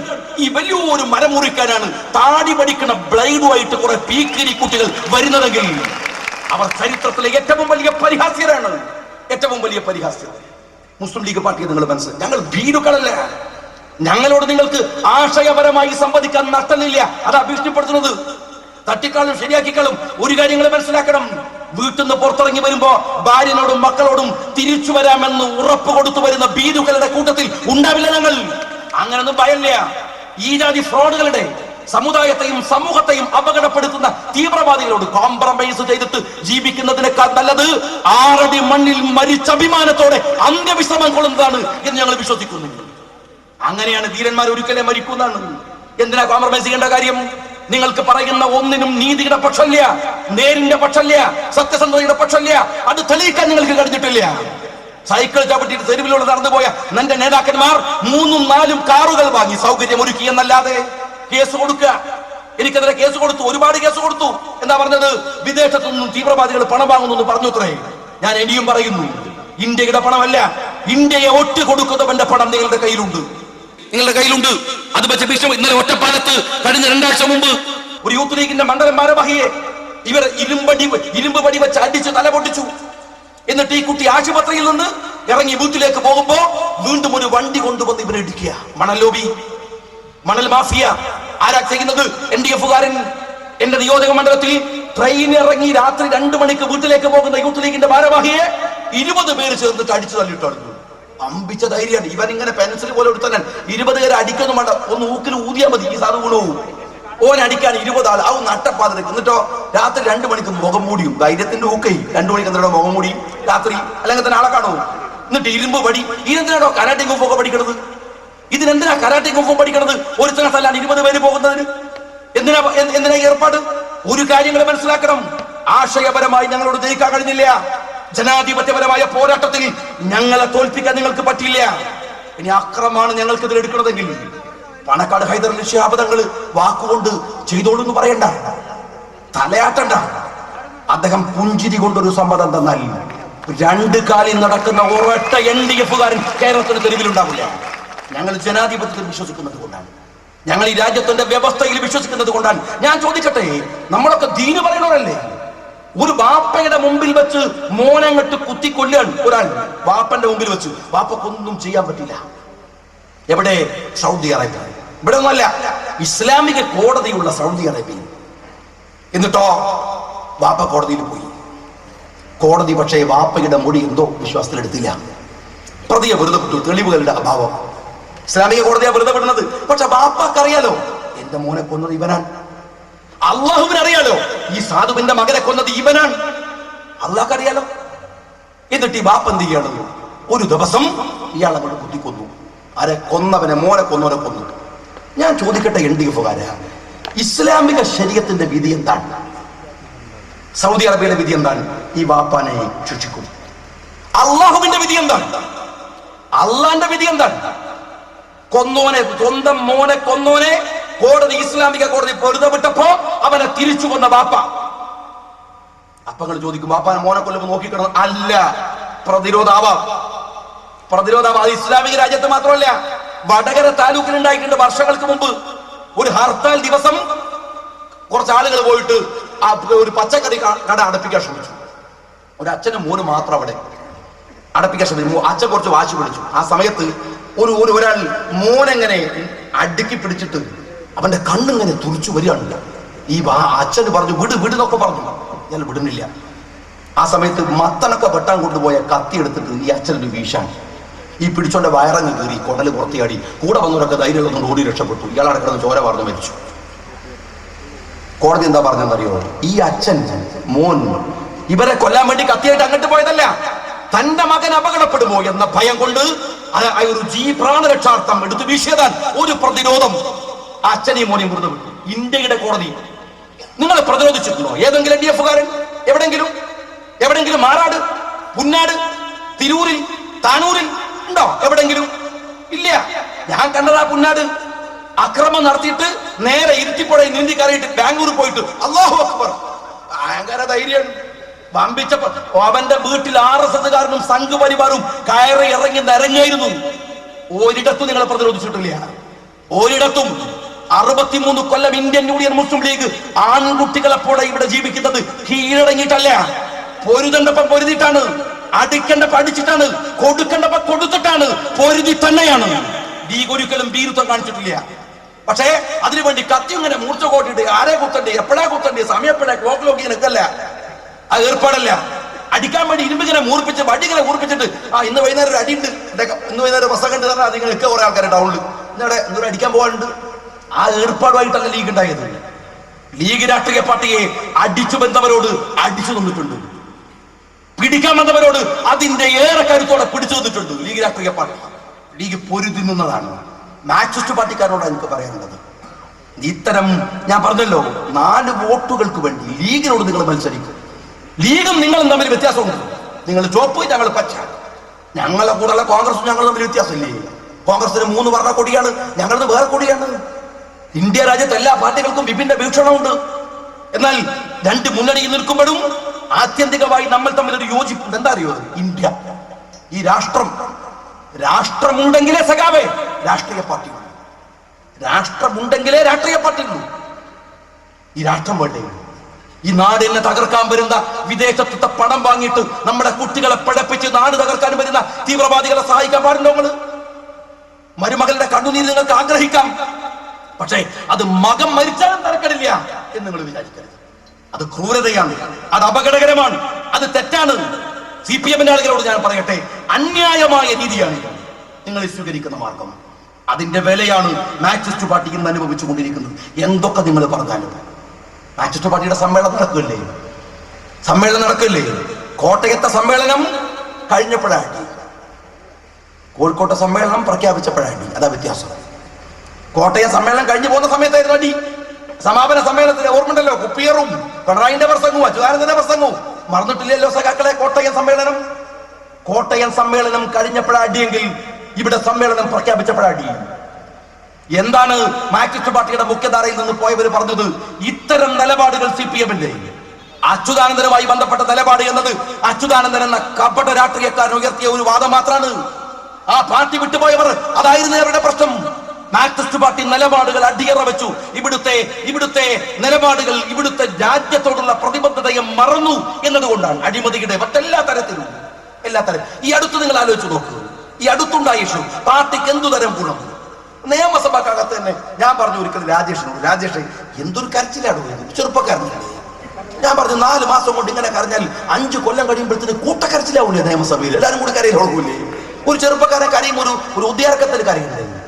മാർക്സിസ്റ്റ് ബന്ധങ്ങൾ DYFI-നെ കുറിച്ചപ്പോ പൊരുതുന്ന സംഘടന ഇല്ലേ? പൊരുതുന്ന സംഘടന. 5 കൊല്ലം ഭരണത്തിന്റെ ശീതളച്ചായയിൽ കൂർക്കം വലിച്ചുറങ്ങി നിങ്ങൾ. അപ്പോഴാണ് പരിയാരത്തെ നിങ്ങളുടെ ട്രഷറർ പോയപ്പോ എന്നാ പേരക്കുട്ടിനെ ചേർത്താൻ പോയപ്പോ നിങ്ങൾ അവന്റെ ബർത്ത് സർട്ടിഫിക്കറ്റ് നോക്കുമ്പോ മൂത്ത് നരച്ചു ഒരിക്കൽ. വേറെ ഒരു ചകായാണ് DYFI-യുടെ സംസ്ഥാന സെക്രട്ടറി എന്താ രാജേഷ്. ഓനാണെങ്കിലോ കിള്ള കുട്ടികളെ പോലെ അല്ലേന്ന് പറഞ്ഞ് കരഞ്ഞു. മൂപ്പൊത്തൊറ്റൊന്നില്ല. ഒന്നുകിലെ പ്രായം ഏറിപ്പോയി, അല്ലെങ്കിൽ കുട്ടികളെ ബുദ്ധിയായി പോയി. ഒരു നിലപാടുള്ള ഒരു കമ്മ്യൂണിസ്റ്റുകാരനില്ല അച്യുതാനന്ദൻ. ഞാൻ ചോദിക്കട്ടെ, അച്യുതാനന്ദൻ അന്ന് MV ജയരാജനെ കണ്ട് കോടതിയിൽ നിന്ന് മടങ്ങുന്ന, ജയിലിൽ നിന്ന് മടങ്ങുന്ന ഒരു സീനുണ്ട്. പത്രക്കാർ ചോദിക്കുന്നുണ്ട്, നിങ്ങൾ കോടതിയെ ജയരാജൻ പറഞ്ഞതിനോട് എങ്ങനെയാ കാണുന്നത്? അദ്ദേഹം പറഞ്ഞു, കോടതിയുടെ ഇത്തരം നിയമപരമായ ഇടപെടലുകൾ. ഞാൻ ചോദിക്കട്ടെ അച്യുതാനന്ദൻ, നമ്മുടെ കുട്ടികളൊക്കെ നല്ല വിവരമില്ലേ? പഴയ പോലെ അല്ലല്ലോ. സഖാക്ക കൊണ്ടല്ലോ അത്യാവശ്യം വിവരം. ഏത് കോടതിയാണ് രാജ്യത്ത് നിയമം ഉണ്ടാക്കുന്നത്? നിങ്ങൾ പറ, രാജ്യത്ത് ഏത് കോടതിയാണ് നിയമം ഉണ്ടാക്കുന്നത്? ഒരു കോടതിയും നിയമം ഉണ്ടാക്കുന്നില്ല. നിയമം ഉണ്ടാക്കാൻ അധികാരമില്ല കോടതിക്ക്. നിയമം ഉണ്ടാക്കുന്നത് നിയമനിർമ്മാണ സഭയാണ്, പാർലമെന്റാണ്. ആ നിയമത്തിന്റെ പരിരക്ഷയും അതിന്റെ നിർവചനവുമാണ് കോടതി നിർവഹിക്കുന്നത്. ഒരു രാജ്യത്തും കോടതി, ഇന്ത്യയുടെ ഒരു സ്റ്റേറ്റിലും കോടതി നിയമം ഉണ്ടാക്കിയിട്ടില്ല. നിയമസഭയിൽ നിന്ന് നിയമം ഉണ്ടാക്കി അത് പരിരക്ഷിക്കുകയാ കോടതി ചെയ്യേണ്ടത്. നിയമം ഉണ്ടാക്കേണ്ട നിയമസഭയിൽ വന്നിട്ട് ഊർക്കം വലിച്ചുറങ്ങുക അച്യുതാനന്ദൻ. എന്നിട്ടോ പുറത്തു വന്നിട്ട് അതൊന്നും ഉണ്ടാക്കാതെ കോടതിയെ തെറി വിളിക്കുക. ഇതാണോ ചെയ്യേണ്ടത്? ഇതാണോ നിങ്ങൾ ചെയ്യേണ്ടത്? ഇനി അതുമാത്രമല്ല, നിങ്ങൾ ആലോചിച്ച് നോക്ക്, അതിന് ഒരു മാർക്സിസ്റ്റ് പാർട്ടിയെ പോലെ ഒരു പാർട്ടി പണ്ട് ജയിലിൽ കിടന്ന എന്തിനാണ്? എന്തിന്റെ പേരിലാണ്? ഇപ്പൊ കിടക്കുന്ന എന്താ? ഇതിന് ന്യായീകരിക്കുക. ആരാണ് ന്യായീകരിച്ച? MV ജയരാജൻ കിടന്നപ്പോ EP ജയരാജൻ, സഖാവ് EP ജയരാജന്റെ നിർവചനം, അദ്ദേഹമാണല്ലോ കേരളത്തിൽ അറിയപ്പെടുന്ന ഒരു ഭാഷാ പണ്ഡിതൻ. അദ്ദേഹം പറഞ്ഞു, എന്താ വിളിച്ചിരുന്നത്? ഷുംബെന്ന് വിളിച്ചു. ഇപ്പൊ പറഞ്ഞു, ഷുംബെന്ന് പറഞ്ഞാൽ അത്ര മോശപ്പെട്ട വാക്കൊന്നുമല്ല, പ്രകാശം എന്നാണ് അർത്ഥം. ശുംഭം എന്ന് പറഞ്ഞാൽ പ്രകാശം. എന്നാ പിന്നെ നിങ്ങൾക്ക് പ്രകാശ് കാരാട്ടിനെ ശുംഭം കാരാട്ടെന്ന് വിളിച്ചാൽ പോരെ? നല്ല പേരല്ലോ, നല്ല പേരല്ല. അച്യുതാനന്ദനോട് സ്നേഹം കൂടുമ്പോൾ നിങ്ങൾക്ക് ശുംഭൻ അച്യുതാനന്ദൻ വിളിച്ചാൽ പോരെ? പ്രകാശം പരത്തുന്ന അച്യുതാനന്ദൻ, അങ്ങനല്ലേ നിങ്ങൾ? ഇനി അതുമാത്രല്ലേ, എന്നിട്ട് ഇന്റർനെറ്റിലും DYFIക്കാരുടെ ഫോൺ മെസ്സേജുകൾ ഇങ്ങനെ പരക്ക്. എന്നിട്ട് പറയാൻ തളരൂല ജയരാജൻ, വിടുന്ന പ്രശ്നമില്ല. ജയരാജന് സംഗതി മനസ്സിലായി, ഇതിന് അടിപൊളിക്കാനുള്ള പരിപാടിയാണ്. മൂപ്പര് കോടതി ഇത് മിണ്ടിയില്ല. പണ്ടൊരാളെ കോടതി തെറി വിളിച്ചു. കോടതിയെ തെറി വിളിച്ചപ്പോ കോടതി അയാൾക്ക് 100 രൂപ ഫൈൻ ഇട്ടു. ഇയാൾ കോടതിയിൽ 200 രൂപ അടച്ചു. എന്താ 200 രൂപ? ഒരു 100 കൂടി വിളിക്കേണ്ടതാണ്. ഒരു 100 കൂടി.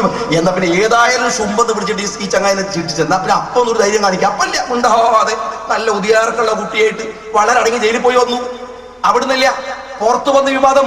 ഞാൻ ചോദിക്കുന്നത്, ഒരു മാർക്സിസ്റ്റ് പാർട്ടിയെ പോലെ ആശയപരമായ സംവാദങ്ങൾക്ക് നേതൃത്വം കൊടുക്കേണ്ട ഒരു രാഷ്ട്രീയ പാർട്ടി എവിടെയാ നിൽക്കുന്നത്? ഞാൻ നിയമസഭയിൽ പ്രസംഗിക്കുമ്പോൾ പറഞ്ഞു, അച്യുതാനന്ദൻ എന്താണ് ഒരു കേരളത്തിലെ മാർക്സിസ്റ്റ് പാർട്ടിയുടെ ഉന്നത സ്ഥാനത്തിരിക്കുന്ന ഒരാൾ കൊടുക്കുന്ന മെസ്സേജ്? അയാളുടെ ബോഡി ലാംഗ്വേജ്, അയാളുടെ അഭിപ്രായ പ്രകടനം എന്താണ്?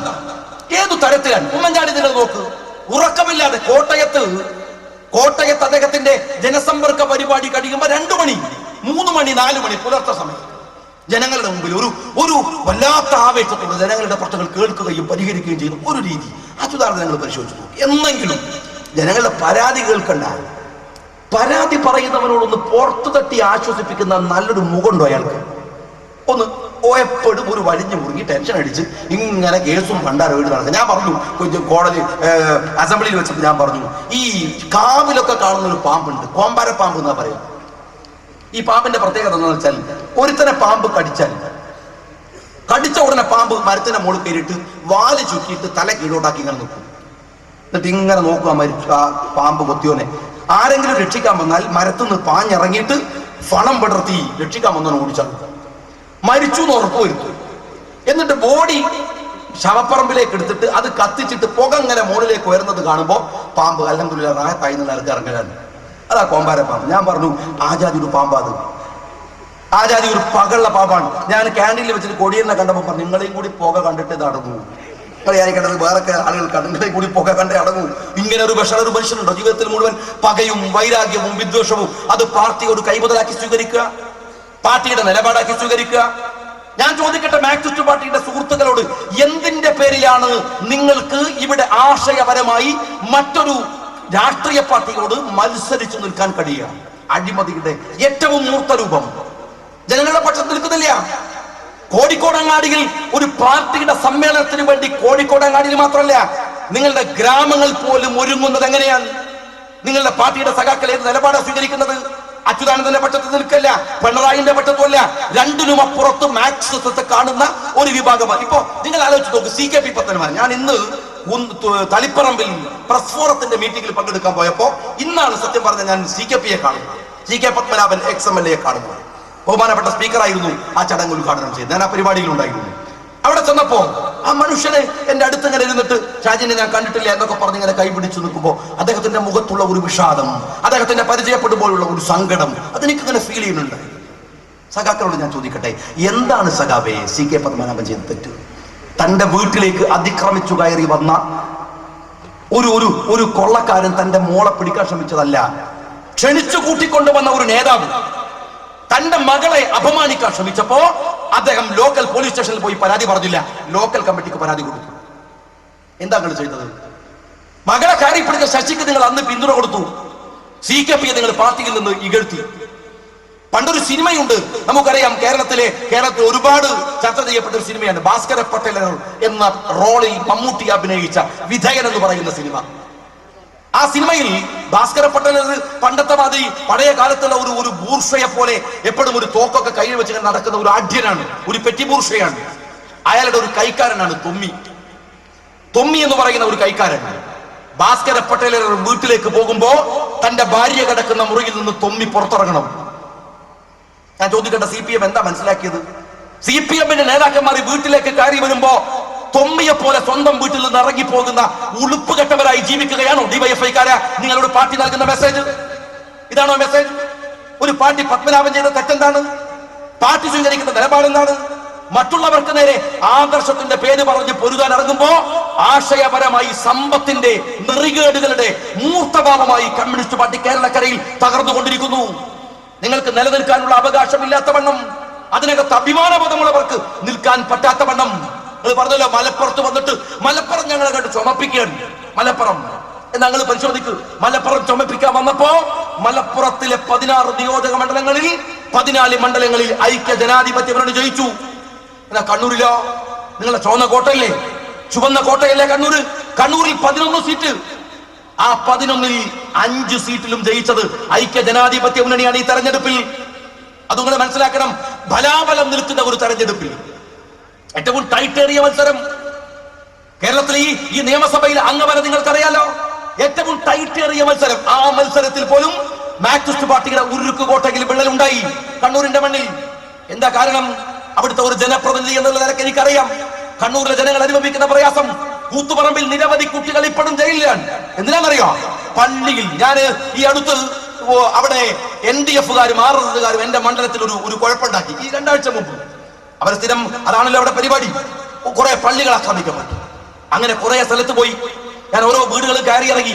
ആ സമയത്ത് എന്നോട് ഒരാൾ വന്നിട്ട് പറഞ്ഞു, കടപ്പുറം ഭാഗത്ത് ഒരു പള്ളി, ആ പള്ളിയിൽ ആരും പോയിട്ടില്ല എന്ന് പറയുന്നു. അവിടെ പള്ളിയുടെ ഗ്ലാസ് ഒക്കെ എറിഞ്ഞു പൊളിച്ചിട്ടുണ്ട്. കേരളത്തിലാണ്. 2 ആഴ്ച മുമ്പ് കണ്ണൂരിൽ നടന്ന കാര്യം, എന്റെ മണ്ഡലത്തിൽ നടന്ന കാര്യം ഞാൻ പറയുന്നത്. അവിടെ ഞാൻ ചെന്നു. ഞാൻ അവിടെ ചെന്നപ്പോ ഒരു സാധുവായ ഒരു ഖത്തീബുണ്ട് അവിടെ. ഞാൻ ചോദിച്ചു, നിങ്ങൾ പള്ളിയുടെ ചല്ലൊക്കെ പൊളിച്ചിരിക്കണു. ഞാൻ ചോദിച്ചു, എന്താ നിങ്ങൾ പോലീസിനോടൊന്നും പറയാതിരുന്നത്? അത് പറയാൻ പോകരുതെന്ന് ഇവിടുന്ന് കുറച്ച് ആൾക്കാർ വന്നിട്ട് ഇന്ന് രാവിലെ ഭീഷണിപ്പെടുത്തി. ഞാൻ പറഞ്ഞു, പള്ളിക്ക് പരിക്ക് പറ്റിയതല്ലേ, നിങ്ങൾ പറയണ്ടേ? SIയോട് ഞാൻ ചോദിച്ചു, DYSP ഉണ്ടായിരുന്നു കൂടെ. ഞാൻ ചോദിച്ചു, എന്താ നിങ്ങൾ വന്നില്ല? അയാൾ പറഞ്ഞു, ഞങ്ങൾ സത്യം പറയുകയാണെങ്കിൽ സർ, ഇവിടെ ഒരു പള്ളിയുള്ളത് ഞങ്ങൾ അറിഞ്ഞിട്ടില്ല, ഞങ്ങളോട് ആരും പറഞ്ഞില്ല. രസം അതല്ല. ഞാൻ മൂത്രമൊഴിക്കാൻ പള്ളിയിൽ കുറെ യാത്ര കഴിഞ്ഞ് വന്ന് മൂത്രമൊഴിക്കാൻ വേണ്ടി പള്ളിയുടെ ബാക്ക് ഭാഗത്തേക്ക് പോയപ്പോ അവിടെ അതിനകത്തേക്ക് കയറാൻ പറ്റില്ല. ഞാൻ ചോദിച്ചു, എങ്ങനെ കയറുക? അത് പള്ളിന്റെ ഉള്ളിൽ കൂടെ, ചെറിയൊരു പള്ളിയാണ്, ഉള്ളിൽ കൂടെ. ഞാൻ മൂത്രപ്പുറയിലേക്ക് പുറത്തുള്ള വാതിൽ അടച്ചിരിക്കുന്നു. അപ്പൊ ഇവര് പറഞ്ഞു, അത്രേ പള്ളിയിൽ അങ്ങനെ മൂത്രം മണക്കുന്നു എന്ന് മനസ്സിലാക്കണം. മൂത്രം മണക്കുന്നതിന് വാതിലടച്ചാൽ പള്ളിന്റെ ഒരു ഹാഫ് ഡോർ അടച്ചാൽ നിൽക്കുമോ? ബുദ്ധിമുട്ടിക്കാണ്. ഞാൻ ചോദിച്ചു, ഈ പള്ളിയിൽ ബാങ്ക് കൊടുക്കാറില്ലേ? ബാങ്ക് കൊടുക്കാറില്ല. സമ്മതിച്ചിട്ടില്ല ഇതുവരെ. CPMകാർ സമ്മതിച്ചിട്ടില്ല. ഇത് ബംഗാളിലല്ല, കേരളത്തിലാണ്. നിങ്ങൾക്കറിയണമെങ്കിൽ എന്റെ കൂടെ വാ, കണ്ണൂരിൽ കാണിക്കാം. ഇവിടെ വന്നിട്ട് മലപ്പുറത്തിലെ മുസ്ലിങ്ങളോട് എന്തൊരു ഇഷ്ട സഖാക്കൾക്ക്. കെട്ടിപ്പിടിക്കുക, ഉമ്മം വെക്കുക, തലയിലേറ്റി നടക്കുക, അല്ലേ? ഇവിടെ മുസ്ലിങ്ങൾ ഐക്യമുണ്ട്. ആ ഐക്യത്തിന്റെ വോട്ട് വേണം. എന്നാൽ ഭിന്നിച്ചു നിൽക്കുന്ന മുസ്ലിങ്ങളോട് കേരളത്തിൽ പോലും ഇല്ല നീതി. പിന്നല്ലേ ബംഗാളി ലീഗ് രാഷ്ട്രീയ പാർട്ടിയോട് എന്തെങ്കിലും ഒന്ന് ഉണ്ടാകുമ്പോ വമ്പിച്ച കുഴപ്പങ്ങൾക്ക് വരുന്നില്ലേ പലരും ഇവിടെ പല വേഷത്തിന്? ഞാൻ ചോദിക്കട്ടെ, എന്നാൽ ഇവരൊക്കെ ഈ എന്തെങ്കിലും ഉണ്ടായി കേരളത്തിൽ ഇങ്ങനെ സുഖമുണ്ട്, ലീഗിനോടൊന്ന് ഉടക്കിയാൽ മതി, എല്ലാവരും നോക്കും. ലീഗിനോടൊന്ന് ഉടക്കിയാൽ നോക്കാൻ മറുഭാഗത്ത് ആളുണ്ട്. അതാരായാലും സുന്നി ലീഗിനോട് പടങ്ങിയാൽ നോക്കാൻ ആളപ്പുറത്തുണ്ട്, മുജാഹിദ് ലീഗിനോട് പടങ്ങിയാൽ നോക്കാൻ അപ്പുറത്ത് ആളുണ്ട്. ഹജ്ജ് കമ്മിറ്റി കൊടുക്കും, വഖഫ് ബോർഡ് കൊടുക്കും, പരിരക്ഷിക്കും. വേണമെങ്കിൽ ഞാൻ പറഞ്ഞല്ലോ, പള്ളിയിൽ ആള് കുറഞ്ഞു പോയാൽ പള്ളി കയറി നിക്കച്ചു കൊടുക്കും, എല്ലാ സഹായം ചെയ്യും. എവിടെ? കേരളത്തിൽ. എടോ, ഇന്ത്യ രാജ്യത്ത് കേരളത്തിൽ മാത്രമല്ല മുസ്ലിങ്ങളുള്ളത്. ഇന്ത്യയിൽ കേരളത്തിൽ മൊത്തമുള്ള ജനങ്ങളെക്കാൾ കൂടുതൽ മുസ്ലിങ്ങൾ മാത്രമുണ്ട് ബംഗാളിൽ. അവിടുത്തെ മുസ്ലിങ്ങളെ സഹായിക്കോങ്ങള്, അവിടുത്തെ മുസ്ലിങ്ങളെ പരിരക്ഷിക്കോങ്ങള്. ഞാൻ പറയട്ടെ, ഇവിടെ സമസ്ത കേരള ജംഇയ്യത്തുൽ ഉലമയുണ്ട്, ഇല്ലേ? സമസ്ത കേരള ജംഇയ്യത്തുൽ ഉലമ കേരളത്തിലെ ഏറ്റവും വലിയ മതസംഘടന, ഏറ്റവും വലിയ സംഘടിത പ്രസ്ഥാനം. എന്നാ പിന്നെ കമ്മ്യൂണിസ്റ്റ് പാർട്ടിക്കാർക്ക് ഇതിനോട് ഇത്ര വലിയ സ്നേഹം ഉണ്ടെങ്കിൽ നിങ്ങൾ ബംഗാളിൽ ഒരു സമസ്ത ഉണ്ടാക്കി കൊടുത്തോ? അവിടെ ഉണ്ടാക്കി കൊടുത്തോ? അവിടെ ഒരു മുജാഹിദ് പ്രസ്ഥാനം ഉണ്ടാക്കി കൊടുത്തോ? അതിനുള്ള സൗകര്യം ചെയ്തോ? ഇനി ഞാൻ ചോദിക്കട്ടെ, എന്തിന് സൗകര്യം ചെയ്യണം? അവിടുത്തെ മുസ്ലിങ്ങൾക്ക് അവകാശപ്പെട്ട വഖഫ് സ്വത്തിൽ പോലും പാർട്ടി ഓഫീസ് ഉണ്ടാക്കി വെച്ചിരിക്കുന്നു നിങ്ങൾ, ഇല്ലേ? എന്നിട്ട് ഇവിടെ പരിരക്ഷിക്കുക. കണ്ണൂരിലെ മുസ്ലിങ്ങളോട് നീതി കാണിക്കുന്നില്ല നിങ്ങൾ. ഞാൻ അനുഭവിച്ചതാണ് അവിടെ. കണ്ണൂരിലെ മുസ്ലിങ്ങളോട് ജനങ്ങൾ വെറുതെയല്ല നിങ്ങളെ തോൽപ്പിച്ചത്. CPM മനസ്സിലാക്കണം, വെറുതെയല്ല. ലീഗിനെ വെറുതെയല്ല ജയിപ്പിച്ചത്. ഞങ്ങൾക്ക് വിശാലമായ ഈ കമ്മ്യൂണിറ്റിക്കകത്ത് മാത്രമല്ല പുറത്തും കാഴ്ചപ്പാടുണ്ട്. ഞാൻ പലപ്പോഴും പറയാറുണ്ട്, മലപ്പുറം ജില്ല എന്താണ് ഈ അടുത്ത് റോഡുകൾ തകർന്നപ്പോ മനോരമ ചാനലാന്ന് തോന്നുന്നു, അതിനകത്ത് ഒരു സീന് കാണിച്ചു. എന്താന്ന് വെച്ചാൽ ഒരു ഇന്നോവ കാറിന്റെ ഫ്രണ്ടിൽ ഇങ്ങനെ ഒരു ഗ്ലാസ്സിൽ വെള്ളം വെച്ചിട്ട് കാർ ഇങ്ങനെ പോകുന്നു, ഗ്ലാസ് മറിയണില്ല, ഇങ്ങനെ പോയിങ്ങോട്ട് അങ്ങനെ അനൗൺസ് ചെയ്യുന്നുണ്ട്. നമ്മളിങ്ങനെ മലപ്പുറത്ത് കൂടെ പോവാണ്, ഇപ്പൊ പോകുന്നത് പാലക്കാടുള്ള റോഡിൽ കൂടെയാണ് എന്നൊക്കെ ഇങ്ങനെ പറയുന്നുണ്ട്. കുറച്ചൊക്കെ പോയപ്പോ കടകടയെന്ന് പറഞ്ഞിട്ട് ഗ്ലാസ് താഴെ പോകും. അപ്പൊ അനൗൺസ് ഇതിൽ പറയുന്നുണ്ട്, ഇപ്പൊ നമ്മൾ മലപ്പുറത്തിന്റെ അതിർത്തി വിട്ടു, റോഡ് കൊണ്ടുപോയി നാഷണൽ ഹൈവേ കൊണ്ട്. ഞാൻ ചോദിക്കട്ടോ, 5 കൊല്ലം ഭരിച്ചത് കേരളത്തിലെ CPM അല്ലേ? കണ്ണൂർ ജില്ലയാണ് കേരളത്തിലെ ഏറ്റവും മോശം റോഡ് എന്ന് കഴിഞ്ഞ നിയമസഭയിൽ പറഞ്ഞത് കോടിയേരിയാണ്. പേര് എന്താണ്? സാങ്കേതികമായി 2ാമനും, എന്നാൽ കേരള നിയമസഭയിൽ 1ാമനുമാണല്ലോ കഴിഞ്ഞ മന്ത്രിസഭയിലെ കോടിയേരി. അയാൾ മാഹി മുതൽ തലശ്ശേരി വരെ റോഡ് ടാർ ചെയ്തിട്ടുണ്ടായിരുന്നോ? ചെയ്തെങ്കിൽ റോഡ് പൊളിഞ്ഞു പോയത് എങ്ങനെയാ? മലപ്പുറത്ത് പ്രത്യേക താല്പര്യം എടുത്തിട്ട് തോമസ് ഐസക്കും അച്യുതാനന്ദനും കൂടെ പണം കൊടുത്തതാണോ? അല്ല. മലപ്പുറത്ത് ഇറക്കുന്ന പണം മലപ്പുറത്തെ റോഡിൽ തന്നെ ഇറങ്ങി. കണ്ണൂരിൽ ഇറക്കിയ പണം സഖാവിന്റെ കീശലും കുടുംബത്തിലും മക്കളെ പുരലേക്കും പോയി. അതാ കുഴപ്പം. വികസനം മുട്ടിയത് അങ്ങനെയാണ്. ഇവിടെ മലപ്പുറത്ത് ഞാൻ ചോദിക്കട്ടെ, ഇവിടുത്തെ ജനങ്ങളുടെ കയ്യിൽ നിന്ന് പിരിവെടുത്തിട്ടാണ് പാണക്കാട് സയ്യിദ് മുഹമ്മദ് അലി ശിഹാബ് തങ്ങളുടെ നേതൃത്വത്തിൽ കോടിക്കണക്കിന് റുപ്യ പിരിച്ചത്. എന്നിട്ട് എന്താ നമ്മൾ ചെയ്തത്? എന്താണ്? CH-ന്റെ പേരിൽ, പൂക്കോട്ടങ്ങളുടെ പേരിൽ ഒരു ആശുപത്രി ഉണ്ടാക്കുക, നമ്മുടെ ഈ ഒരു ആശുപത്രി ഉണ്ടാക്കുക? അല്ല, മലപ്പുറം ജില്ലാ ആശുപത്രിക്ക് വേണ്ടി ചെലവഴിച്ചു ആ പണം. മലപ്പുറം ജില്ലാ ആശുപത്രിക്ക് CPM പറയുന്ന പോലെ നാളെ മലപ്പുറം ജില്ല ചുമന്നാൽ ആ പണങ്ങൾക്കാണ് എന്താണ് ആശുപത്രിയുടെ ഭരണം നിങ്ങളുടെ കയ്യിൽ കിട്ടും, ഇല്ലേ? ജില്ലാ പഞ്ചായത്തിന്റെ കയ്യിൽ വന്നാൽ നിങ്ങളുടെ കയ്യിൽ വരില്ല ആശുപത്രിയുടെ ഭരണം. അപ്പൊ സേഫ് അല്ലാത്ത ഇൻവെസ്റ്റ്മെന്റ് അതാ മലപ്പുറത്ത് ലീഗ് ചെയ്തത്. നിങ്ങൾ കമ്മ്യൂണിസ്റ്റ് പാർട്ടി കണ്ണൂരിലോ എല്ലായിടത്തുനിന്നും പിരിച്ചു. തൊഴിലാളികളുടെ കയ്യിൽ മടിശിലയിൽ കൈയിട്ട് വാരി പിരിച്ചു. ഇതെന്താ ഉണ്ടാക്കിയത്? ഒരു ആശുപത്രിയാ? അല്ലെങ്കിൽ ഒരു സ്കൂളാ? അല്ല, ഒരു വാട്ടർ തീം പാർക്ക്. പിണറായിക്ക് അച്യുതാനന്ദനൊക്കെ ടൗസർ ഇട്ട് കുളിക്കാൻ ഒരു കുളിക്കുന്ന എന്താണ് ഒരു വാട്ടർ തീം പാർക്ക്. നിങ്ങൾ ജനങ്ങളുടെ കൂടെ നിന്നിട്ടില്ല, ജനങ്ങളുടെ പ്രശ്നങ്ങൾ പഠിച്ചിട്ടില്ല, പരിഹരിച്ചിട്ടില്ല, അവന്റെ പ്രയാസങ്ങൾ കേൾക്കാൻ നിങ്ങൾ തയ്യാറായിട്ടില്ല. അവരുടെ ഒരു കാര്യത്തിലും ജനങ്ങളുടെ ഹിതത്തിന്റെ കൂടെ നിൽക്കാത്തതിന്റെ പരാജയമാണ് CPM-കാര് കേരളക്കരയിൽ നിങ്ങൾ ഒറ്റപ്പെട്ടുകൊണ്ടിരിക്കുന്നത്. അതുകൊണ്ട് മുസ്ലിം ലീഗ് പാർട്ടിയുടെ പേരിൽ നിൽക്കുമ്പോ, പാർട്ടിയുടെ കൊടിയുടെ കീഴിൽ നിൽക്കുമ്പോ, ഈ ആശയഭദ്രതയുടെ, ഈ നീതിബോധത്തിന്റെ, ഈ ധർമ്മനിഷ്ഠയുടെ സംഘടനയിൽ അംഗമായതിൽ അള്ളാഹുവിനോട് പറയുക അൽഹംദുലില്ലാ, അൽഹംദുലില്ലാ. അഭിമാനത്തോടെ ഇന്ത്യൻ യൂണിയൻ മുസ്ലിം ലീഗിൽ അണിനിരന്നുകൊണ്ട് മുന്നോട്ട് പോവുക. നിങ്ങൾക്ക് ഈ സമ്മേളനം അതിനുള്ള പ്രചോദനമാവട്ടെ എന്ന് പ്രാർത്ഥിച്ചുകൊണ്ട് അഭിവാദ്യങ്ങൾ നേർന്നുകൊണ്ട് നിർത്തുന്നു. അസ്സലാമു അലൈക്കും.